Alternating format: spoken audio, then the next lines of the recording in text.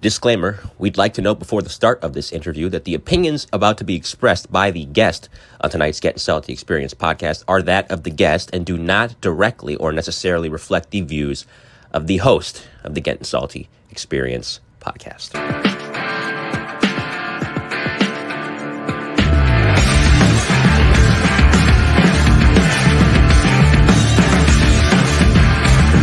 Put the fucking fire out!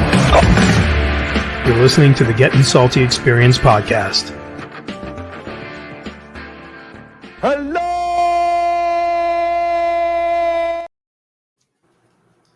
And I can't do it. Ladies and gentlemen, welcome and good evening. And to Gettin Salty. And away we go. And away we go, indeed. Episode 217. We're rolling heavy already. Let's go. I am. The tones are dropping. I am your. There we go. We got to get all the one-liners in there. Guest co-host Mike Cologne. Good evening. Good evening. Doing a great job. You look a lot better than him too, by the way. Thank you. We got a little bit of a different intro tonight, guys. Yes. A little something Nice. different. Civilized, you might say. Yes. No yelling. We're not yelling. We're a little loud, but we're not yelling. Gettin Salty Experience podcast, the only one in the whole wide world that brings the Firehouse Kitchen table to you. I'll keep looking. And you. There's the camera. And you. The camera's not down here. And here. even you. And even you. And you. How's the book coming along, Mikey? How are we doing? We making sales? What do we got? Yes, we have sold over 160 copies to this point. So we are raking in the dough. I hope you made a save assigned book for my wife. She'll get you. There will be copies saved for you, and guys and girls at my firehouse have been asking for books as well. I'm very happy with the sales thus far. The reviews have been pretty good, and it's nice to be an author. It's a good feeling. Hopefully, the first of several books, and very happy with good folks. Yes, good folks. Mad City, Life on the Edge, in the FDNY and available on Amazon. I got a question for you in reference to the book. What which chapter does the panty dropper come from? Is that a good question? Don't ask him those questions. Come on, look at him. He gets all red. What? It's red now. It's only on Amazon, correct? It's on Amazon. You can order it in either hardcover form, Kindle form. I'm still waiting for approval on paperback, but it'll ship out to you. And yes, I'm sorry about that, Darren. I did not forget about you. Good folks, Mad City, Life on the Edge, in the FDNY and NYPD. Darren P says that Amazon is taking a sweet time to ship it. I don't know. Oh, that's no good. That's no good at all. And what about you, Guns? What do you got coming down there? You got a hurricane? Well, that's we had a little. We're in the cone of something. They like to forecast shit way out in advance, and they get everybody all worked up. Where is it coming up from? I didn't even see it. Looks like it's coming up from the Cuba area. Kind of. They won't know. They give it a 70% chance of developing by Sunday, Monday into something. Unfortunately, the weather's so warm. States? Well, we're still on the cone of death, for the entire state of Florida, actually. But it looks like it's going to come up from the Gulf if it does kind of go up that way. So we'll see. They put the USAR teams on some notifications or some notice, if you will, and looking for the swift water elements. So yeah. Are you going to be doing that? No. I'm a rescue team manager, but if they want me to go, everybody needs a gig. I'm available. I'm available. Time and a half. What is that? 2 times? I don't even know what the hell that is. It's money. That's what it is. It's skulls.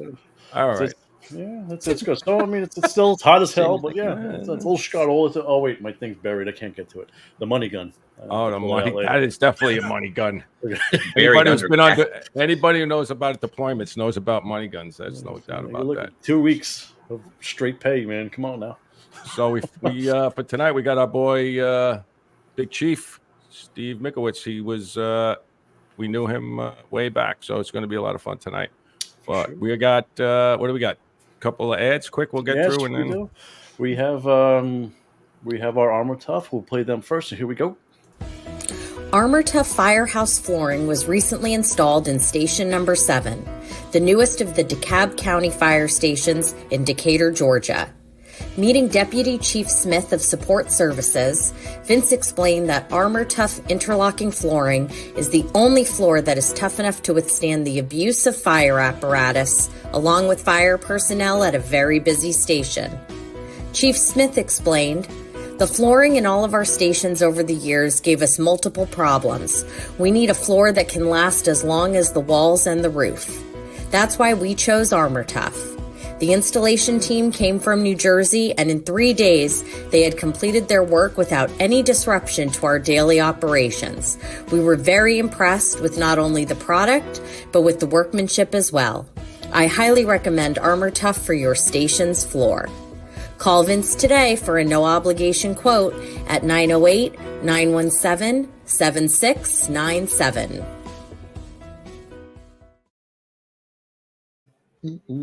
Yes, give Vince a call. We got a new commercial coming his way here soon, so we'll get that one updated here real soon. All right, let's hear from our friends over at New Jersey Fire. Established in 1930 and under the current ownership since 1987, the New Jersey Fire Equipment Company handles a complete line of fire department equipment and supplies. Headquartered in Greenbrook, the company operates full 3M Scott service facilities in Ridgefield Park and Toms River, staffed by 10 fully authorized Scott certified technicians with a fleet of 6 fully equipped service vans. All New Jersey Fire technicians and sales representatives are active or retired firefighters, officers or chief officers, career and volunteer. They understand the business and the importance of their work. New Jersey Fire has represented Scott since Earl Scott entered the SCBA business at the end of World War II. Among other leading manufacturers represented by New Jersey Fire are Globe and Firedex Turnout Gear, Mercedes Hose, Task Force Tips and Akron Brass, Hygenol, Fire Hooks, Arctic Compressors, MSA Carnes Helmets, ChemGuard Foam, Alkalite and Duo Safety Ladders, BA Face Shield Protectors, Truckman's Choice Saws, Grove's Gear Racks and Washer Dryers, Supervac Fans, RPI, Streamlight, and many others. A New Jersey incorporated and based company, sales and service are limited to the state of New Jersey. Find us now at www.njfe.com. That's www.njfe.com.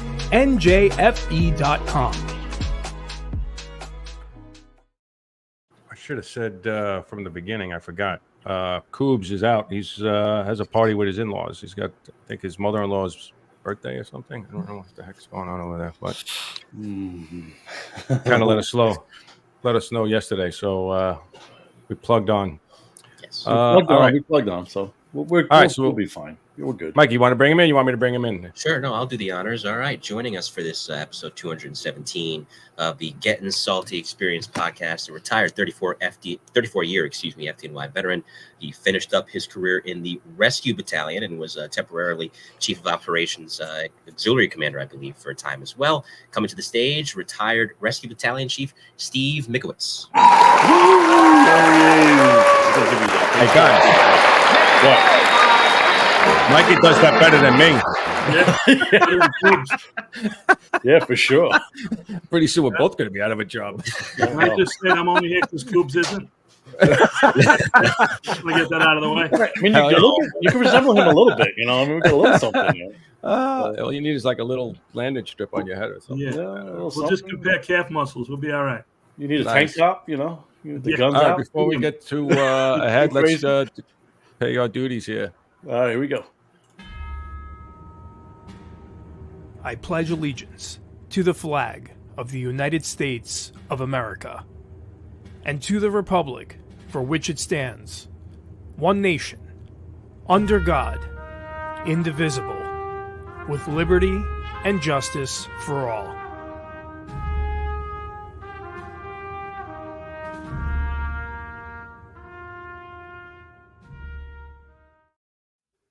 Nice. Mm-hmm.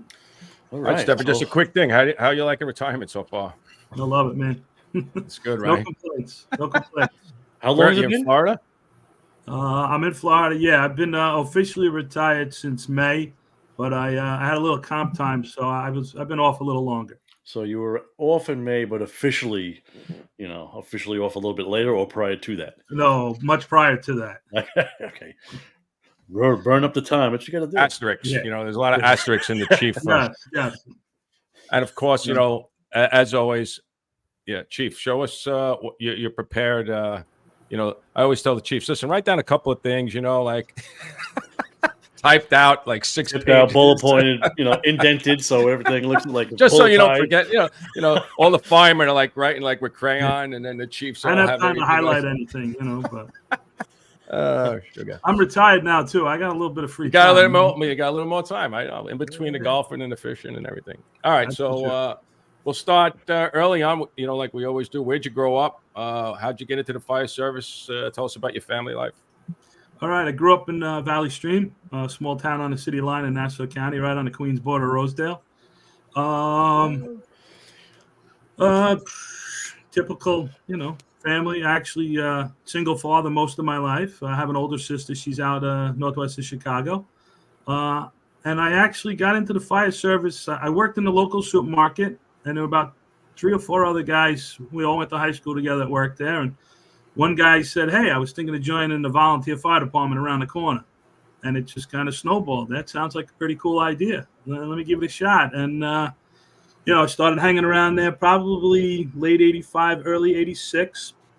And then I got sworn in officially in February of 1986 into the Valley Stream Fire Department. And that's where the ball started rolling. That was our rig at the time, 79 CF Mac. Great fire truck to start on. Did you take it out on runs? It doesn't look like it went anywhere. So oh, yeah. That's actually at a parade. Man, look at that thing. Pristine. What was Valley Stream like back then? It had to be doing some work back then, right? I'm sure it was. Yeah, not as much as they do now. I think the town has changed. They did a little bit of work. I actually went to a couple fires, went to fires with some good guys that kind of, taught me early on, which was really nice. Was there a lot of FDNY guys there? A handful, yeah. Actually, there's a guy, Bill Youngson. Oh, yeah. Captain of 133. Bill Youngson was in my company. Billy Worked Crow, with his son. the Sarge. Remember the Sarge from 170? Yeah. He was in there. Bobby Boyce, who retired as a staff chief. You got a lot of guys over there. Yeah, a couple other guys, older guys. This guy, Tommy Hendricks, Tom Bosch. But so it was good, and that's how I got the application. Otherwise, I had no family or no history with the fire service. That's like the reoccurring thing we say all the time, right? Like some weird way, some guy that you grew up with, all of a sudden he wants to join the volleys. You wouldn't even know what the heck that was, maybe, right? Right. Like, I had never been in a firehouse. So it was great. And one of the city guys back then brought home the applications, put them on the bar in the volley house, and, I trained and did well. And, the volleys, I probably spent about 12 years. When I moved out of town, I lasted a little while longer, and then I gave it up probably about 98. So I did about 12 years in the volleys. Who was that kid that we were just looking at? Who's that guy? That's probably about 1980, I'd say 88. I had a pretty good Cape Cod style house fire on the west end of town. And we worked our you-know-what's off all day. You had some nice Cape Cod hair, too, by the way. Yeah, thank you. That hair. Did you have bunker boots back then or pants? No, that's pull-ups. Yeah, that's pull-ups, regular three-quarter boots. That's a 2.2 mask before the 4.5s. 91, I had the hip boots for a little while, and then shortly thereafter, the bunker pants came into play. Yeah. But it was a great department, great people. They trained a lot. We had a lot of fun. I have lifelong friends still that I see. I just went up there for the 100th anniversary of the engine company I was in and had a great time. Guys came from all over the country. It was really good to see some people, and it just really it set the tone for being in the fire service. Did you go to college? Did you go to the service? What did you do? How long did it take you to out of high on? school, I went to college. I didn't do so good. I went to Hofstra right out of high school with not too much adult supervision, so they asked me to leave after a semester and a half for low grade point average. Then I went to Nassau Community College for a little bit, and I'm one of the always few the guys. Chiefs, right? Always the Chiefs. And then actually, I'm one of the few guys that probably took a pay raise when I got on the New York City Fire Department. So it worked out good. I got on a week before my 23rd birthday. So I got on young, So we took the same test. We took the 87 test, right? Yeah, same day. What was your list? County police test, right? Yeah. What was your list number? You remember? I think it was 412. Yeah, I was 1152, I think. Yeah. And I got on 3 years later, May of 93. Yeah. So you got on in 90, right? August of 90, yeah. We were the first full class. There was a partial with the end of the old list. Yeah, and that's the 2 of the squads. One squad's mine. Still keep in touch with a lot of those guys. A bunch of soccer. Is that guys. Redden? Yes, Redden was our squad leader. I see him over there in the front. We were called Redden's Raiders, man. Billy was great. He was a character then. We never did committee work. I don't know how he managed, but you had to clean the bathrooms and stuff. And Where are you?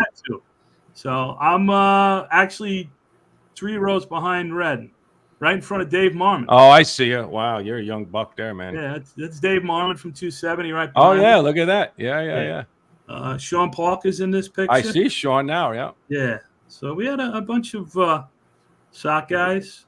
A lot of guys stayed around a long time from my squad. Neil Otrando did over 30 in 7 engine. Mike Morrow did over 30 in 238. Jimmy Myers was in 144 for a long time. I'm trying to think. Kevin O'Hagan got promoted out of 44 truck. He was a lieutenant in 5 engine. Is that the guy in the front? With the mustache? Yes. 2 over from Red. Yes. Yeah. Don't those guys have like 5 brothers or something like that? Yeah, there's like 5 O'Hagans. Yes. Yeah, I remember those guys. Kevin Michaels retired his 39 truck. And, it's actually a few guys that we lost on 9/11. Kevin Pfeiffer's in that picture. Paul Pisani. Oh, my God. Yeah, I see him. Now, You know what? Now that you say the name, the face, before that I couldn't. That's who was the chief in the middle there? Rocco. Gary Rocco. That's Gary Rocco. Yeah, next to him is Mike McLaughlin. All right, Rocco. You got Stackpole. Tim Stackpole's in that picture? No, Mike Stackpole. Mike Stackpole. Brother. Mike Stackpole. Who else? Yeah, we had a few heavy hitters in this thing, huh? All right, so all right. Let me Al ask you this. Tarzowitz, too. There was Al Tarzowitz from Rescue 5 in the front row there. He actually had a strange story. He was in our Proby class, and halfway through the Proby class, they pulled him out. And it turned out that he had an issue in the military, a disciplinary issue that he never got cleared up. Oh. So he actually had to go in the next class. But Al went to somewhere in Staten Island and ended up in Rescue 5 and was working in Rescue 4 on 9/11 and perished. So. So when you're in Proby school, you talking to the guys at the volley house, like to try and get you somewhere? What were you thinking? Where did you want to go? Did you have a shot? Not overly. I was kind of clueless, to be honest. I didn't realize that I really should have networked a little more and stuff. Network. All that or just a knee pad. Sorry, I was just saying. Just saying. So, at the time, Billy Youngson was a lieutenant in 40 truck. Bobby Boyce may have been just promoted lieutenant. Croak was still a fireman. So there really wasn't anybody with that much juice, So I really think I ended up in 271 because the last 3 digits of my social security number are 271. But so I really think someone went down the list and said, all right, send it there. And again, I had never been inside a New York City firehouse till the day I left Proby school to go, bring a cake and knock on the door. So, like I said, no family in it. So it was, it was an experience. That's kind of like a weird. When I went to 117, it wasn't quote unquote as bad as 271 and 124, but it was very similar. Where the companies we had a door in between that went through, but nobody ever really went through unless they were getting their plate and coming back. You could only go to the other side, but going outside. It was quite an interesting place. Yeah, I mean, great guys. Unfortunately, a tremendous amount of engines, very close. So we didn't do a tremendous amount of work, not a lot of first do work, but good guys.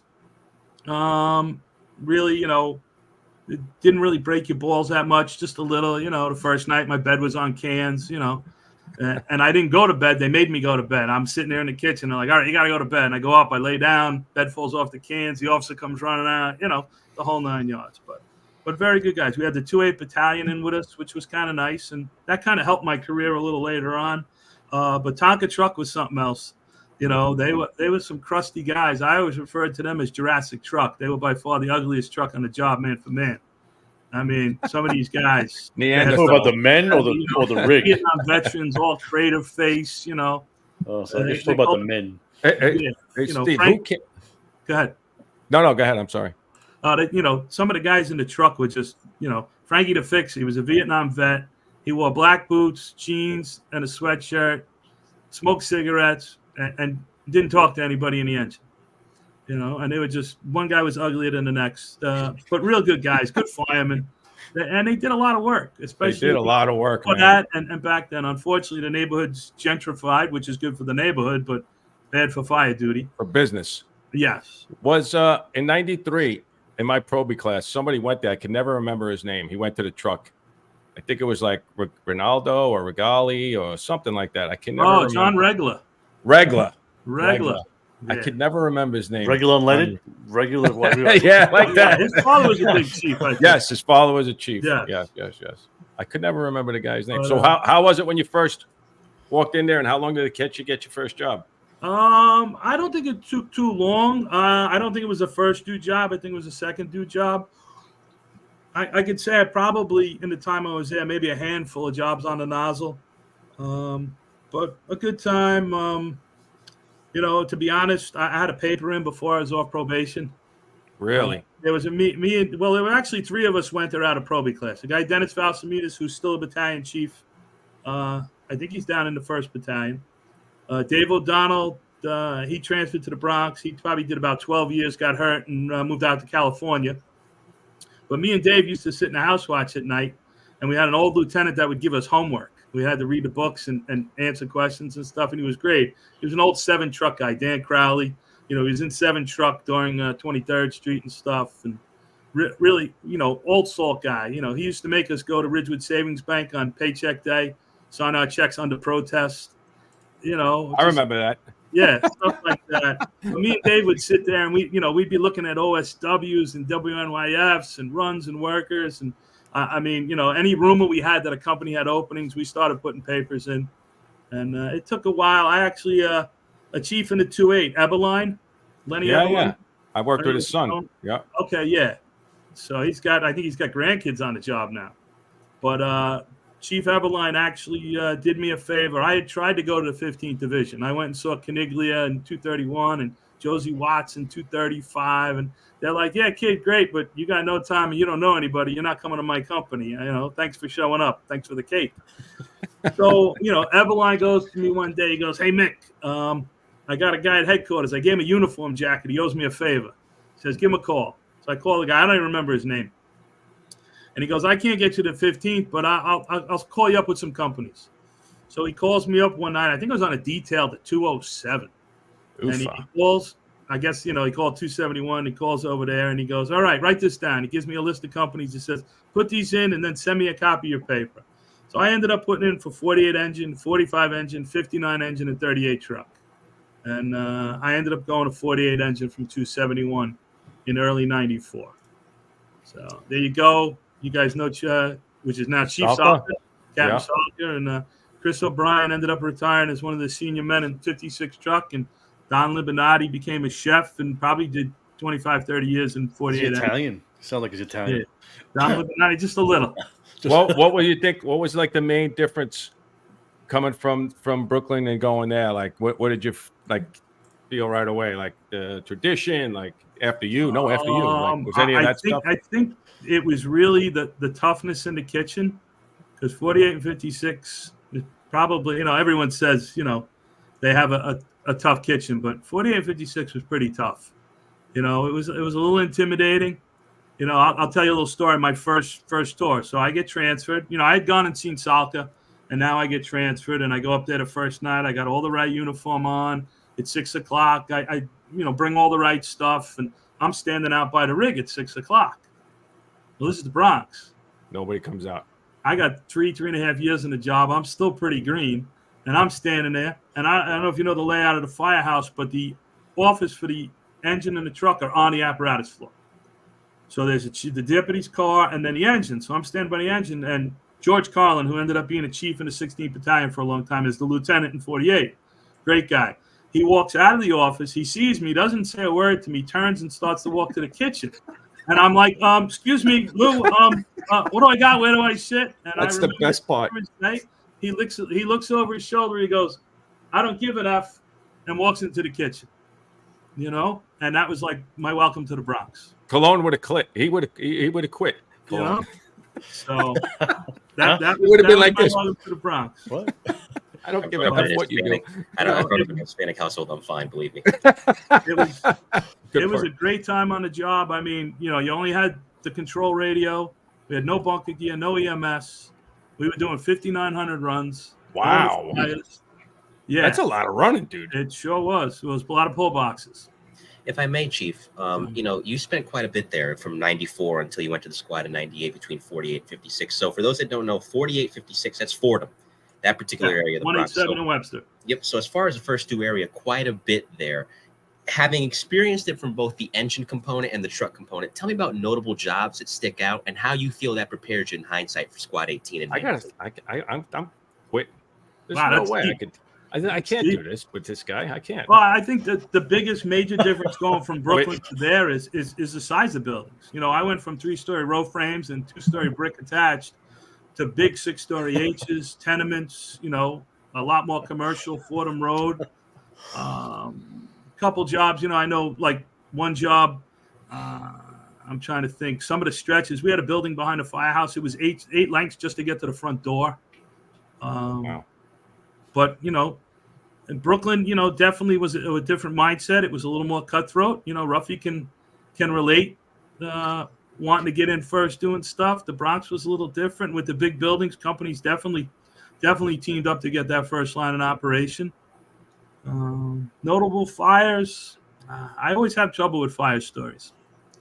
He has so many. Oh yeah. I go through my Rolodex. I think I've been. Well, let me ask you this: not the fires so much. Who were some of the people that really stuck out to you that you really learned the job? Well, Schalke was quite a dynamic personality. You can imagine. You've seen him speak, and he's been on your show. And if you got that in the kitchen every change of tours, it was pretty interesting. What was his drills like? Actually, we didn't drill that much. We were running so much, that's true. We would drill, we'd stop and look at buildings and do stuff, and they did drill, but it wasn't as normal as most companies, because at the time, it just, the pole boxes were crazy. When they pulled the pole boxes out, I think, was it 96? 96? They dropped about over 2,500 runs. Oh, they were doing that many pole boxes. Yeah. They made up a really cool shirt. It had all the boxes, and it said, sold out instead of pulled out, So. Nice. You used to put the dog shit on there too? No, I know a few guys that did. I never did. I got really good at rewinding them. Yeah, you get good at that, unfortunately. So kind of comedy gold. Had some real good nozzle jobs. I can remember one job, turning the corner. It was about 3 blocks from the firehouse, and we had one of the rotators, the guys that, did the 3-year rotation. Because that started not long after I got there. And the guy, Dominic Libinati, you saw in the picture before, he was facing forward. He and the rotator had the nozzle, and he goes, "Steve, take the nozzle." It was a really nice job. It was out a couple windows. But otherwise, things like that, it was just, they had some really impressive guys in the truck company. Brian Brown from Rescue 3 came from 56. He was an incredible fireman. He was one of the guys that was just a natural. Great officers. We had Salka, we had Colin, we had Cubby Blaine, who just passed away. He was a real good lieutenant.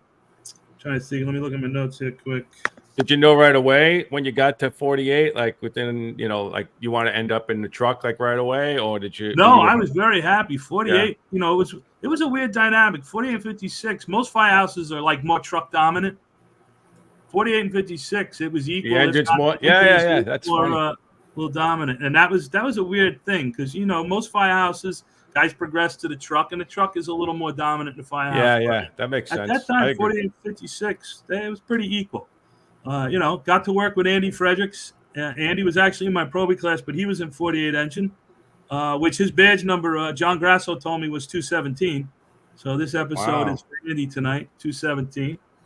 Look at that. The truck had some really great officers. Captain Vinny Esposito, real old-time guy, kind of looked like Sipowicz a little bit. A Spanish Harlem guy. And when I got to 48 engine, he didn't talk to me the first year because I came from Brooklyn. He didn't like anybody from Brooklyn. And then eventually when I asked him to come to the truck, he was great. He was a super guy. We had Stevie Baker. Actually, his nickname was Iceman from pulling people out at the fire on Southern Boulevard. I'm drawing a blank. Somebody will remember. Yeah. Let me see. Timmy Klett's listening. He'll answer. Yeah. You got Joel Kanaski in there. You got the Cheese Man is in there. You got some guys. Yeah, but Firefighter Joe Wiz is in there. Please, Yeah, so Stevie Stevie Baker was Cheese a great man. guy. Cheese. When did you decide that you wanted to go to the truck? Like you just thought I would say probably after about 3 years in the engine. So Happy Land, thanks, Timmy. Happy Land, Stevie Baker, they breached the wall. They brought a lot of bodies out, and his nickname was Iceman after that. Another great, real senior officer. But just a great firehouse. The whole mindset was, about going to fires. They didn't mess around. If you screwed up, they let you know it. You didn't get away with much. They broke everyone's balls. Everyone, from the deputies. And there were good deputies there. I got there was a guy, Jimmy Murtaugh, Neville, Carbo. And then you got, about Matt Daly, the buff. Matt rode with 48 and 56. Still I think one of the best guys I've met in the fire service with Matty. I'm trying to think what else. So probably about 3 years in the engine. Now I'm pushing 6.5 years in the engine, looking to go to the truck. And were you studying it all already or no? Yeah. We actually starting to study. There was a bunch of guys studying. We had a firehouse actually turned into quite a bit of guys studying. Andy was studying. This guy Willie Tracy, Ronnie Russamano, whole bunch of guys reading. So, and this was the first test we could take because we kind of missed the. Usually you got to have 3 years to take the test, and somehow I forget what happened with the test. But the first test we were eligible for, we had almost 7 years on the job. So we were studying, and went to the truck. Truck was good. The only downside of the truck was, again, you had the rotators. So I got the roof all the time. I had a little time on the job, and then the rotator and the senior guy would get the inside. All right. And I got the roof a lot, which was not a terrible thing, but it'd be always nicer to be on the inside. Yeah, for sure. So, look at that, like a and then what happened? All of a sudden, you're in 56, and then what happened? You got a little something. Well, what happened is I got a phone call on vacation from John Grasso, who was in 48. He went to 61, and then was Lieutenant 92 engine, and was in the Walton Avenue collapse. He calls me on vacation. He goes, they're starting up these squads as a tryout. That's how pretty much everybody got that phone call, something like that. So I said, all right. So I went there, and originally my mindset was, looking at the companies was more thinking about 270 because I lived on Long Island. Yeah, it's closer. They do work. Yeah. So I really didn't have any hooks or anything. So I went to the tryout. I think I said hello to Tommy Richardson, but he had no idea who I was, But again, one of the best guys you've ever come across in the fire service. And really didn't hear anything. Come back from vacation, and I find out, they picked the guys for the squads. And Billy McGinn, who was a lieutenant in Squad 18, who was really probably, I would have to say, kind of became my mentor. I'll touch on this. This is actually at Billy's grave. When we get into Squad 18, I'll mention this part, that Squad 18 puts guys at everybody's gravesite every 9/11 from the time the first plane hit to the second tower drops, and they still do it every year. They put at least 2 guys at every gravesite. This is Billy's, and that's Billy's sister Sheila. And you see Chief Esposito, Danny Murray, Chief of Hazmat Ops, Jimmy Murray, Cabin Rescue 5, Danny Castellano retired out of 85 truck, and Craig DeMarco got promoted out of Squad 18 and ended up. Hey, man, I'm 18 guys. Holy moly, guacamole. Yeah. You guys did all right. So before we get too far forward, hold on. Yeah. Jeff Pickett in the chat wants to know, George Callahan, was he in 48? Was he still in 48? Yes, he was.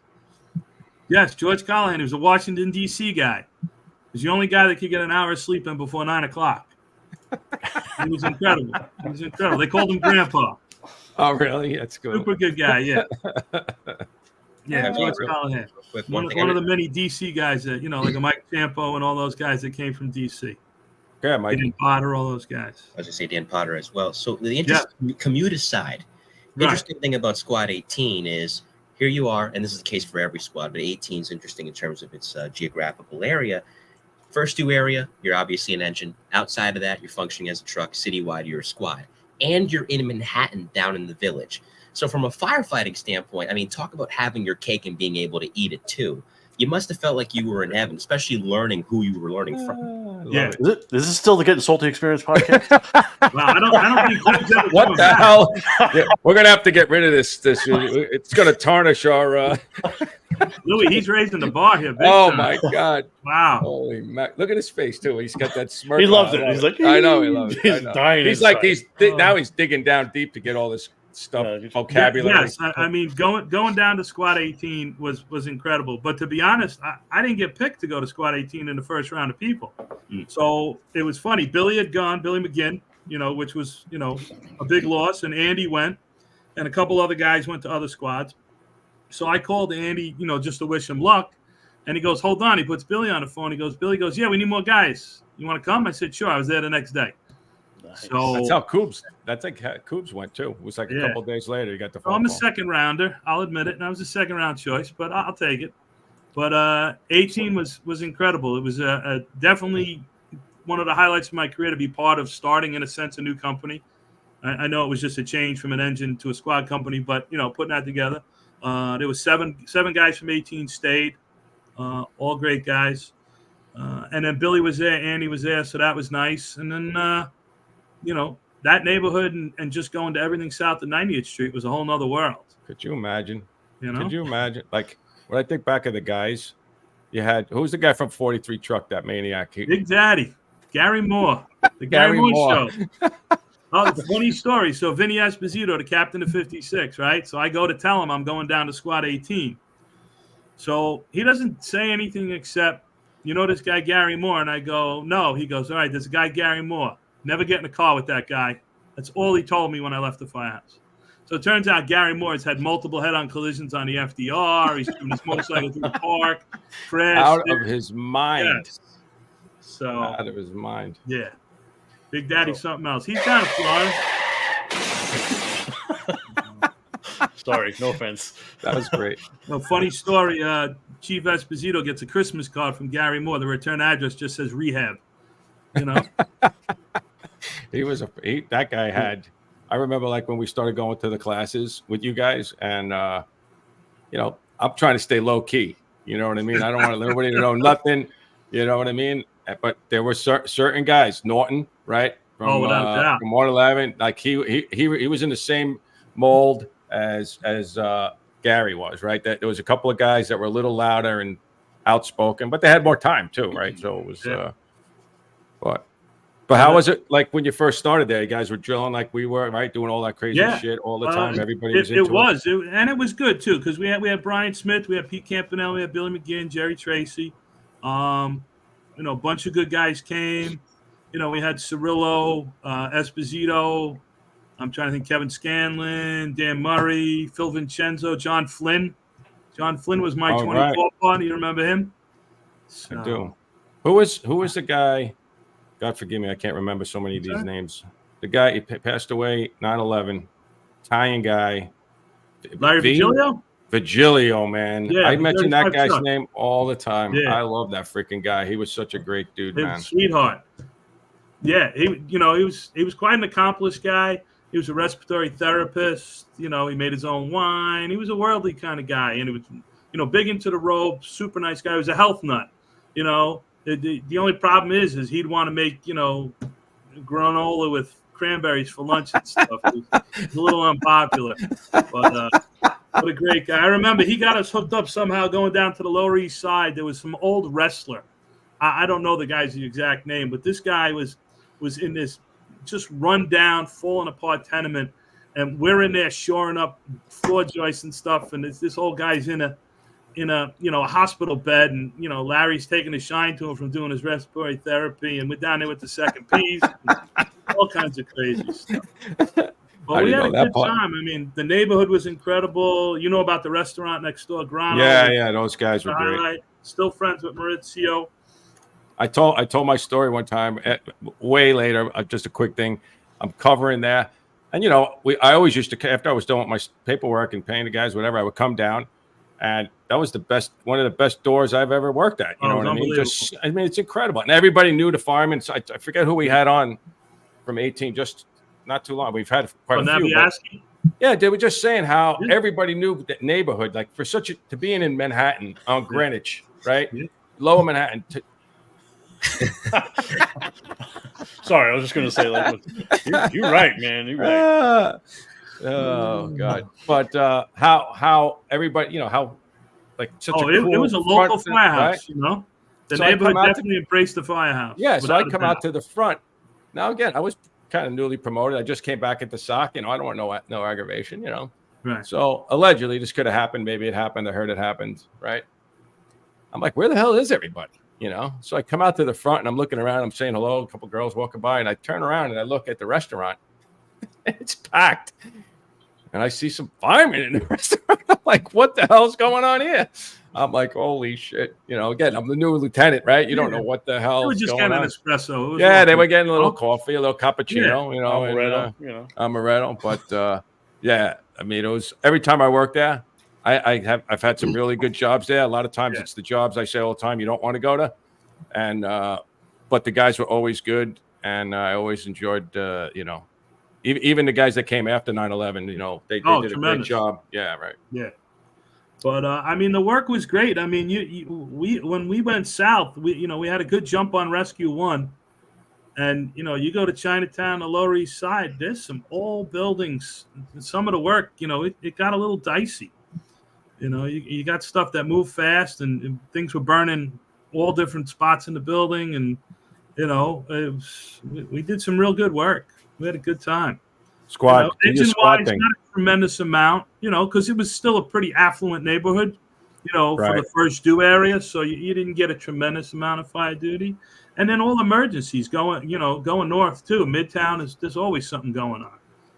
There's a couple rope jobs you've been to and stuff like that. I know Chris Body, Chris got a medal for a rope job.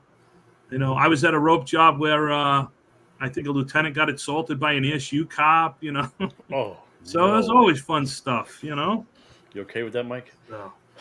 Sorry about that. Oh, I forgot. We got a guy that goes both ways, right? That's right. Absolutely.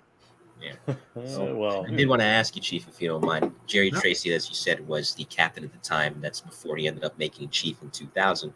But in that 2-year stretch, there was someone that I've heard the stories. He loved the drill a lot. Lieb had a great story. He was detailed there one night, 3 o'clock in the morning on the way back from a run.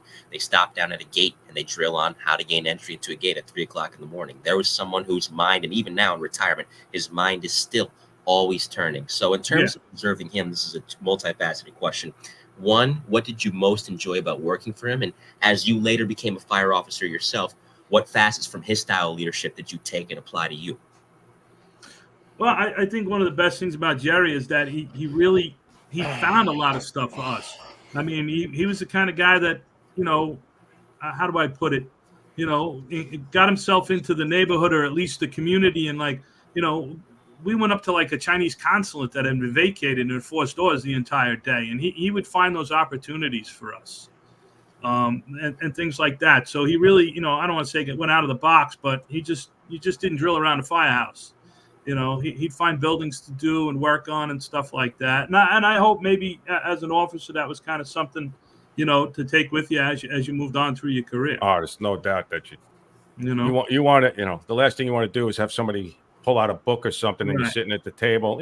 Maybe not. Yeah. Sometimes that could be the case, but for the most time, you're going to gravitate as an officer to what you like doing and what worked for you, right? I mean, and the problem too is there wasn't a lot of vacant, Lou, working in the ghetto and stuff like that. There's a lot more opportunity to go and play in buildings. Very tough in Lower Manhattan, and when they're worth $5 million, and that was then. Now they're like 25. He had the knack to kind of get us some stuff to play in, which was very helpful. To keep us going. So, but Billy McGinn was probably my mentor, and I don't want to say maybe idolized a little bit. But he was an incredible fire officer, super smart guy, engineer from college, but just had a great attitude. I don't remember. I mean, I remember him, but I don't really remember him. You know what I mean? He just was without a doubt. How many times you get detailed, or he worked overtime. I mean, there's definitely people that in the squads with that I really didn't know well at all. But I say that about Andy. I don't really remember him. Like, especially the impact that he made, across the country. In my little world, I didn't, considering I was so close to him as far as in SOC and everything and in the squads. I don't really remember him. We talk about it all the time. Yeah, and Billy and Andy, Andy was incredible. I mean, I can remember when we got to Squad 18, there was a little issue with a local company coming in to block the wrong way. Did we tell this story? I think we told this story on the Squad 18 podcast about the standoff.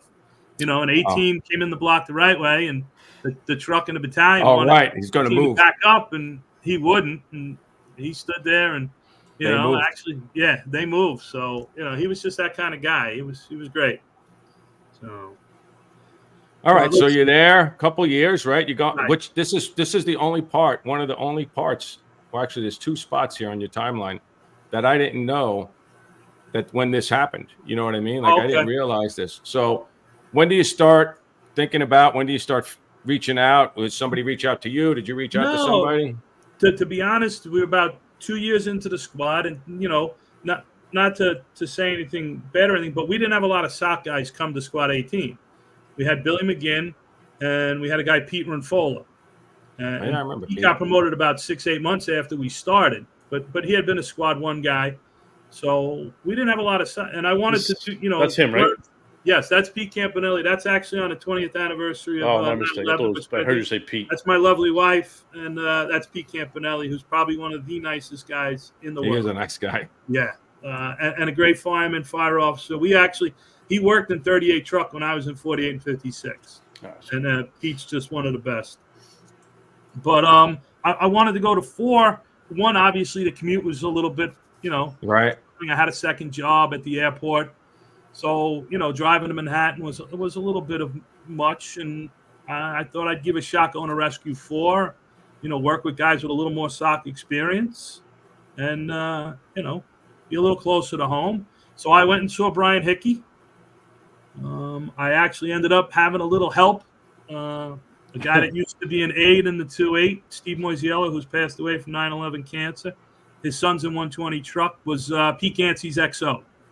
And Steve Mickiewicz was a great guy, super guy. Actually, a very, very astute businessman on the outside too, but a real good guy. And we had become friends a little bit. I had worked for him on the side and stuff, and I gave him a call, and I think maybe somebody had given Hickey a little tickle, and I went to Rescue 4.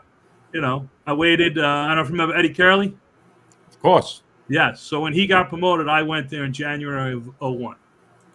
So, this was probably sometime that year. This was a firing in, I forget, maybe Richmond Hill.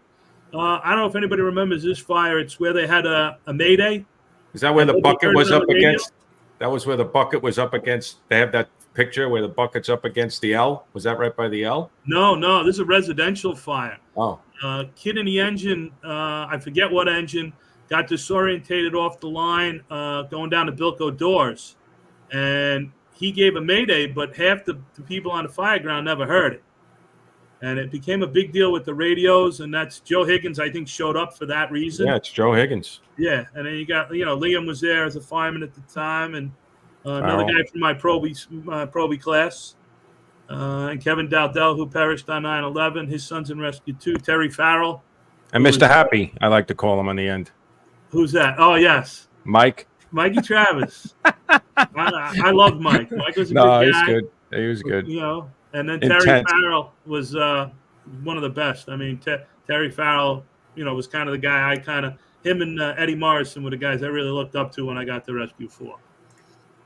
There's my man, Ed Morrison. I always say when I grow up, I want to be like Ed Morrison.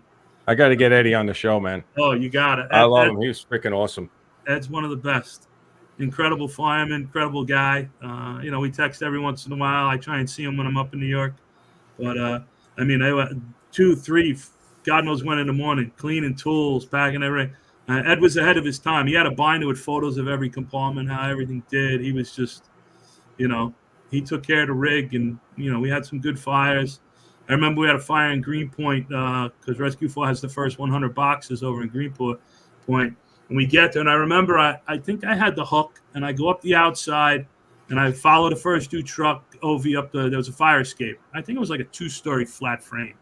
And the guy takes the glass, top and bottom, but doesn't take the sash or anything and goes in. I'm like, shit.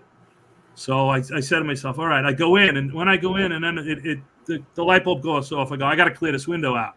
I turn around, I take out the sashes. As soon as I swing for the 2 sashes, the guy goes 1045. I'm like, son of a bitch. You know? And then I think Eddie Morrison was coming up from the inside. He helped the guy drag the victim out. But just one of those things, you know? You know, I climbed in the window and I got the better of myself. Hey, listen, you got it. Listen, you did the right thing, man. Yeah.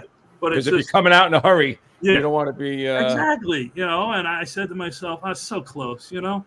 But I've had a few of those where you're like, yeah, even though your guy's getting the guy, yeah, you were just like, oh, just like all this work, and the guy was like 2 feet to my left and I'm 2 feet to the right or whatever, you know. But I can remember, you know, just being amped up and crawling in right behind him without taking the sash. But then like the light bulb went off and said, wait a second. Turn around, taking the sashes out. And as soon as I'm swinging to take the sashes out, 10:45. But what are you going to do? So that was a tough year. You got there in January of 2001. Yeah. Obviously.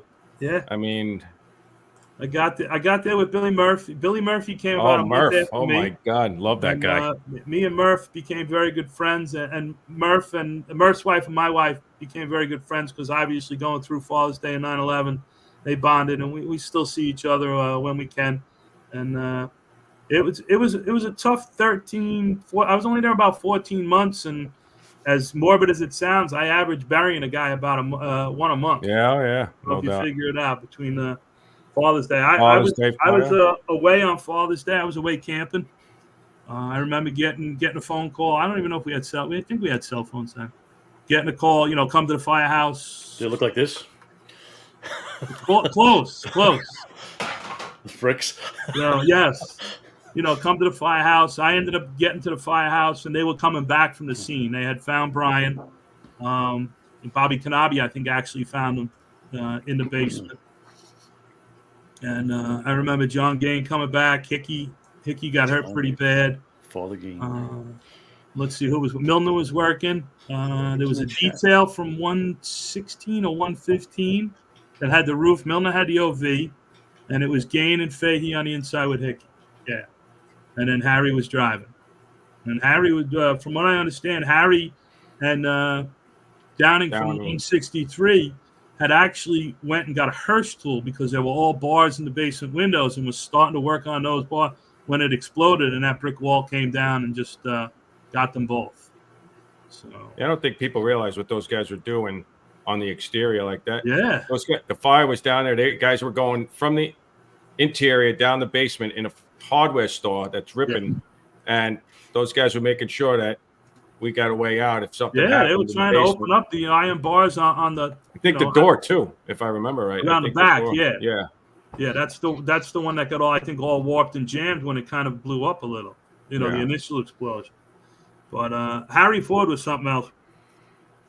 He didn't talk to me too much because obviously I had a hook. I got there. I was on a lieutenant's list, but he was quite the fireman. He was pretty impressive. But four had some great guys: Rich Euler, Mike Milner, Mike Fitzgerald, Terry Farrell, all just incredible guys. I remember my first night tour in 4. I got there, and I forget I don't know if we were out drilling or whatever, and we're going down Roosevelt Avenue, and report a fire comes over. So we end up turning in the block, and I don't know if Rich Euler is listening. If he is, he's going to get mad at me. He ended up having to beach the rescue rig because he blocked everybody out, you know, coming down the block. But we got in first due. 292 had it. I remember I think I forced the door. There was a DOA. I think a guy smoking in a chair, elderly guy. But so my first night was great. I caught a job, you know. Rich Euler got to block everybody out. So nice. You know, it was that was Sarge, right? The Sarge? Yes. Sarge. Yeah. But 4 was great. You know, obviously Father's Day, and then we go to 9/11, which was just, you know, hard to even fathom still. You know, I think about it every day. I'm here only because I was off on a mutual. And it's an interesting story. I'm sure there's 1,000 stories like this, but I worked Saturday night in Rescue 3 for Garrett Lindgren. And Garrett was on a boat ride with Rescue 3. I remember I worked with Murtaugh, Eisengrind, I think it was, or Einsfeld. Gambino was working. Greg Sikorsky from 41 was working that Saturday night because they were out on a boat ride. I can't remember who else was working. And then I went off to a golf outing, which was Monday and Tuesday. So, I worked Saturday night for him. I worked my regular Sunday night because my 24 partner, Billy Pedersen, was on vacation. So I was doing straight tours. So I needed the Monday night off. So I got off Monday morning. I drove out to the golf outing, golfed, drank, got up Tuesday morning, was on the tee box at Shawnee, and a guy walked out of the clubhouse and was like, plane just hit the Trade Center. Everybody's like, yeah, go, thought he was bullshit. Excuse me. Walked into the clubhouse and actually watched the second plane hit and pretty much left the three guys I was with and drove back. But Garrett, who worked for me Monday night, got relieved and went home. And, there were actually three details. Freddie Lawrence, Squad 1. I'm trying to think. Garrett Lindgren, and it may have been Brian Regano. All got relieved before the run came in. From 4. Detailed into 4 that night. Yeah. Wow. Yeah, and then went to the firehouse. It's got to be your time, right? I mean, what else could it be? Yeah, I mean, it's Steve Sullivan. Remember Steve Sullivan from 41? Yeah. He ended up he's a chief. He was the captain of 103 with me, right? Yeah. He was in 41. Leaves to go on a detail early for a guy in hazmat. Is on the way. 41 goes out, hazmat goes out on the box to the trade center. Both companies get lost, and he's in between. I used to say, bro, you got a lot more to give, man, because there ain't no way you could even time that when you. It's what is it, 20 minutes? Not even. You know what I mean? Like, holy mackerel! And then you come over to Tri-Bar, you're there in no time. You're there. I mean. So just crazy. There's 1,000 stories like that. But and ended up, the majority of guys that had gone to the firehouse had commandeered a bus and already left. So then I guess you'd call almost like the second wave to show up at the firehouse. They told us we had to go to Shea Stadium. So we went to Shea Stadium, and that was a cluster, whatever you want to call it. And then we find out that they're sending guys to the Rock to man rigs. So we assume the rigs are going to go to the Trade Center. So we get ourselves on the bus, we get ourselves to the Rock, we get ourselves assigned to these engine companies, and one of the senior guys from 88 Engine, Joe Brosey, senior, I'm sure you've heard of him. He was teaching chauffeur school at the time. He had gotten promoted to lieutenant. He grabbed me and goes, hey, these rigs are going to backfill companies. They're not going to the Trade Center. So we get ourselves unassigned from them, and at the same time, a pickup truck full of cylinders is driving past. And we all just jumped in that pickup truck and probably got down there 1 o'clock that afternoon. And then I remember hooking up with Billy Murphy and Lieutenant Tommy Sullivan, who had come to 4 from he was a rescue fireman. And then it was just, from then on, we were there constantly. I mean, we were there, on the rotation. We go on our own day. Rescue 4 actually acted like the Rescue Battalion 8 at the Trade Center. We had a guy that was there every day from like 7 to 7. And, yeah, guys were going on. I remember funerals. Liam. I remember Larry Archer. I remember all those guys. Like, we were all doing that. Like, the whole command was. I mean, I was just I'm looking at your timeline. So you get promoted because again, those 6-7 months, whatever they are like a blur, right? Like from September 2001 to you get promoted April. Yeah, I got promoted in June. Yeah. So of 2002. So we were, I forget what my number was. That was a 3-1, the 60-40 list, right? That was the 60% for your time, 40% for academics, right? On that, I remember I was 688. Yeah. I had about so I was 702. Yeah. I was 702. Yeah. So, and they were making a lot of guys at that time. So I remember this. I got promoted June of 2002. And I was only promoted one day, and that was the next day was the captain's test. So I didn't know if I was going to make it. I never studied. No, but there were a lot of guys like if you like even for you like that April. If I would have got promoted in April, I would have been a captain somewhere. You know what I mean? Like because that was the easiest test. That was the easiest test you would ever take. Well, wasn't that easy? All right. Listen, I got a 63. I got a 63, and I didn't study. All right. I was 17 from the bottom on that list. Remember you didn't study too hard either. Remember the selected outline somebody had made up? Yes. So that's all I read for 2 months as a covering officer. That's what I'm saying. We didn't study. I mean, I wrote a 70. It was funny. After the test, I talked to John Esposito, and he tells me about the in basket. And I got like 9 out of 10 wrong on the in basket. He goes, "How did you do that?" I said, "Oh, you mean the information was in the in basket?" I was just A, B, C. I ended up being 401 out of 417 on that list. Wow. But it gave me 4 years in Squad 18 as a lieutenant, so it really worked out, and I didn't have to waste too much time. So this is another thing that, getting back to your timeline. So you get assigned to the 5-7 Battalion in June. I get assigned to the 5-7 Battalion in July. But I don't remember. I mean, you were only there a short time before till September. Yeah. Until you went to squad. But we had to bounce off of each other. I just don't remember too much from that time frame. I mean, I remember working at 235. Ungaro was there, right? Well, no, when I got there, Bavaco was still there. Bavaco had just left. Ungaro was UFO.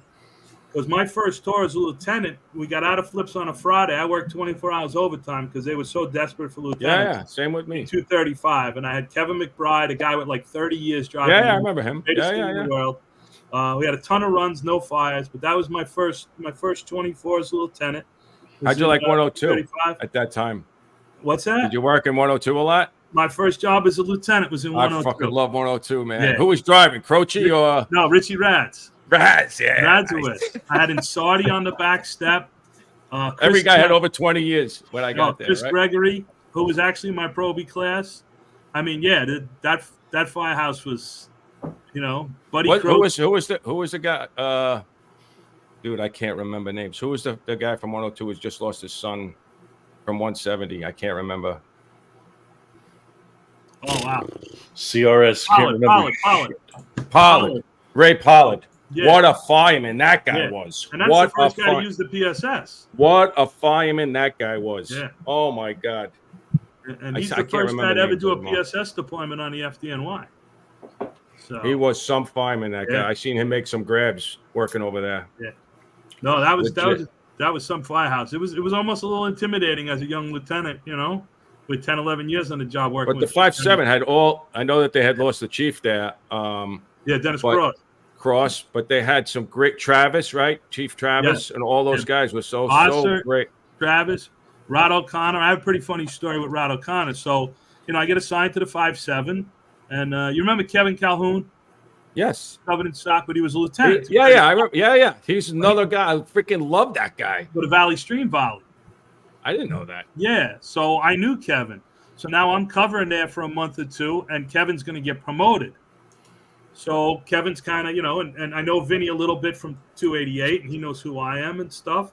So I'm trying to angle my way. I go see Rod O'Connor, the battalion commander, about wanting to take Kevin's spot when he gets promoted to lieutenant. So right about the same time Kevin gets promoted, closer to September, Mike Donovan from 18 calls and says, "Look, you want to come back to 18? Brian Smith's getting promoted captain." Wow. I'm like, oh, shit. So I have to go back to Rod O'Connor. I don't know if you knew Rod O'Connor. Oh, my God. And tell him, I don't want by the way, I don't need your help anymore. anymore. Engine. Yeah. I'm going back to Squad 18. And I don't know if I would have done that. I think I might have waited, but. I wasn't going to pass up the opportunity to go back to 18, Well, that was another thing when we were talking. Like, I remember Captain Murphy saying to me, and I think I've said this on the show, like, when I was getting promoted June of 2002, he had mentioned that they're probably, now he was already out. Evans was already there, but I had been talking to him, and he had said to me, you're better off going out, quote unquote, become a lieutenant, and then come back, as opposed to, because they're going to want you to come back, somewhat right away. They needed guys. Yeah. And I just felt like it was going to be, I took that advice. I mean, sometimes I think to myself, man, I probably wouldn't want to come back, but I mean, as it turned out, I was happy where I ended up. But right. How did you feel coming back, coming back to the place you just were as a fireman, or and now all of a sudden you're quote unquote the boss? It wasn't too bad because it was kind of a big transition. A bunch of guys had gotten promoted. A bunch of guys retired after 9/11. A couple guys went to the TAC. Cirillo went to Rescue 1. So there wasn't that many guys left that I worked with, or at least that was, there when I came in 98. So it was a little easier. I didn't find it that hard. And, 18 was a great place. And the guys they brought in after 9/11 were just just great. You got the Darcy, Betta, Steibel. I mean, I could go on and on. Naviaski, they're just, they were all young guys. It almost felt like rebuilding the company a second. Was Ensman there at that time? Yes, Ensman came. Ribisi came. Oh, yeah. Ribisi. Resto. Oh, fucking Resto. Resto too, was right? my chauffeur. It's fucking Resto. I play golf with him once a week down here now. You do? Tell him I said suck it. So, yeah, he's down here. But Resto was my chauffeur. Also my albatross, but my chauffeur, But had a lot of Richie good was good. Good fireman, Richie. I think I remember having some jobs with those guys. It's so blurry now, but yeah. But yeah, like you said, it was a whirlwind from September on. And I remember I was in 235, I think, covering that day when it was the last day of recovery. I think it was May. It was the last day of recovery after 9/11. And then I ended up going back to, I remember Donovan calling, and Campanelli was there, Esposito was there, and Mike Donovan is just one of the great ones. 290 guy. How you doing? Yeah. Yes, one of the 214, 111 guy. Hi, Don. How was it? I'll ask you this question because I know how it was for me. So I get promoted, bounce around to 5'7". For that December 2002, I get assigned to 290. I'm there until 2009. I come back to SOC. And I remember when I'm UFO in 288. I got my paper in, and like the next month I get assigned. I remember the first time I walked in there, right? It was a little weird, even though I had been back there for 9/11. I always went back for 9/11, but it was just different because there was a lot of guys there. Now all of a sudden I find myself, it's 2:00 in the morning. I get up to get a glass of water. Everybody's in the rack. I walk downstairs, and now I start looking at stuff, right? I'm looking at, I've said it, the burn mark. I'm looking at where our rope was, how we built, they're using the hose tower, but we built that, where the high point was, all these things that Joe Hunter built, and Ielpi and Rand and Welty and all of these guys that are no longer there. And then I see the names on the board. And I remember that first night that I was there, like it really hit me like I'm carrying the torch, and I have to make sure that all of these guys are represented, and that it's going to be this way, and that the guys have to know these guys, right? Yeah. Did you feel like that? Like that's a big weight to carry there, I think. Yeah, but I kind of, I take it, I guess, a little badge of honor that you got to rebuild the company, to be part of it twice in a sense. I agree. And it's, the guys, I think about Billy, I had the same feelings. I go back there, and now I'm sitting in the office where I used to sit on the bed and talk to Billy and talk to him, get advice and things like that. And now I'm the guy in the chair, and people are coming to sit on the bed, and I'm I used to say, "Where's your nickel?" Look, I talked to you. Give me the nickel. All right, it was. It was kind of funny. I can distinctly remember, sitting in the office. 18's office wasn't big. I was sitting on a bed. Billy's at the desk, and now, less than 2 years later, I'm, at the office and looking around going, this is, Billy always took the stairs when the run came in. He never took the pole. He had this little analogy that we got the blood flowing. He got his head clear, going down the stairs instead of sliding. If you didn't hit your head, right? Yeah, well, that's circular stairs there, Guns. What's that? That's a spiral staircase. The only staircase upstairs is a spiral staircase. Oh, yeah. In the back, yeah, and it's in the back in the kitchen, so you have to go through the kitchen, as opposed to just taking the pole right by your gear. That's got to be pretty cool, though. I'd love to get a picture of that. Oh, I tell you, we started to do some work when we got there in '98. The kitchen was on the top floor, and we moved the kitchen to the first floor. But the guys that have come since, that firehouse is unbelievable. Upstairs, the third floor was. I remember they were building it. They were working on it then. Like doing the lockers and all that stuff. I remember they did a beautiful job. No, they took a lot of pride in that firehouse, and it's a nice place to work. Yeah, I was going to ask something really quick. It's actually for both of you guys, because it's something that could be in general. You come from a firefighter to a boss, and you have, especially with you guys, you get some seasoned guys. 10, 15 years on the job, and you're becoming an officer. The transition, the mindset.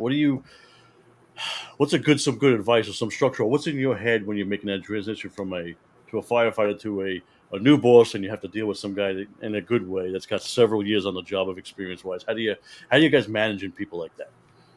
Both of you guys, because I think you got to embrace that guy. I mean, that guy, he's the guy you look to. I mean, I know as a covering guy, you know, the whole feel out with usually the senior chauffeur when you get in the rig, you know, it was like, where you from, boss? You know, how much time you got on a job? Oh, yeah, hell yeah. You know, you take that senior guy and you say, hey, what do you got around here that, you know, you guys can show me, you know, and let them take it on and really use them as a resource.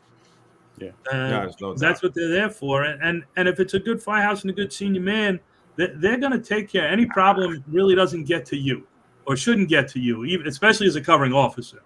You know, that should be taken care of. That kind of goes counterintuitive. I don't know if anybody reads the department orders, but, you know, read the department orders and you'll see it's a little counterintuitive. But, you know, that kind of thing shouldn't come to the officer if it's a good firehouse and they do the right thing. And I've been very lucky to work in all good firehouses and been taken care of by a lot of great senior firefighters.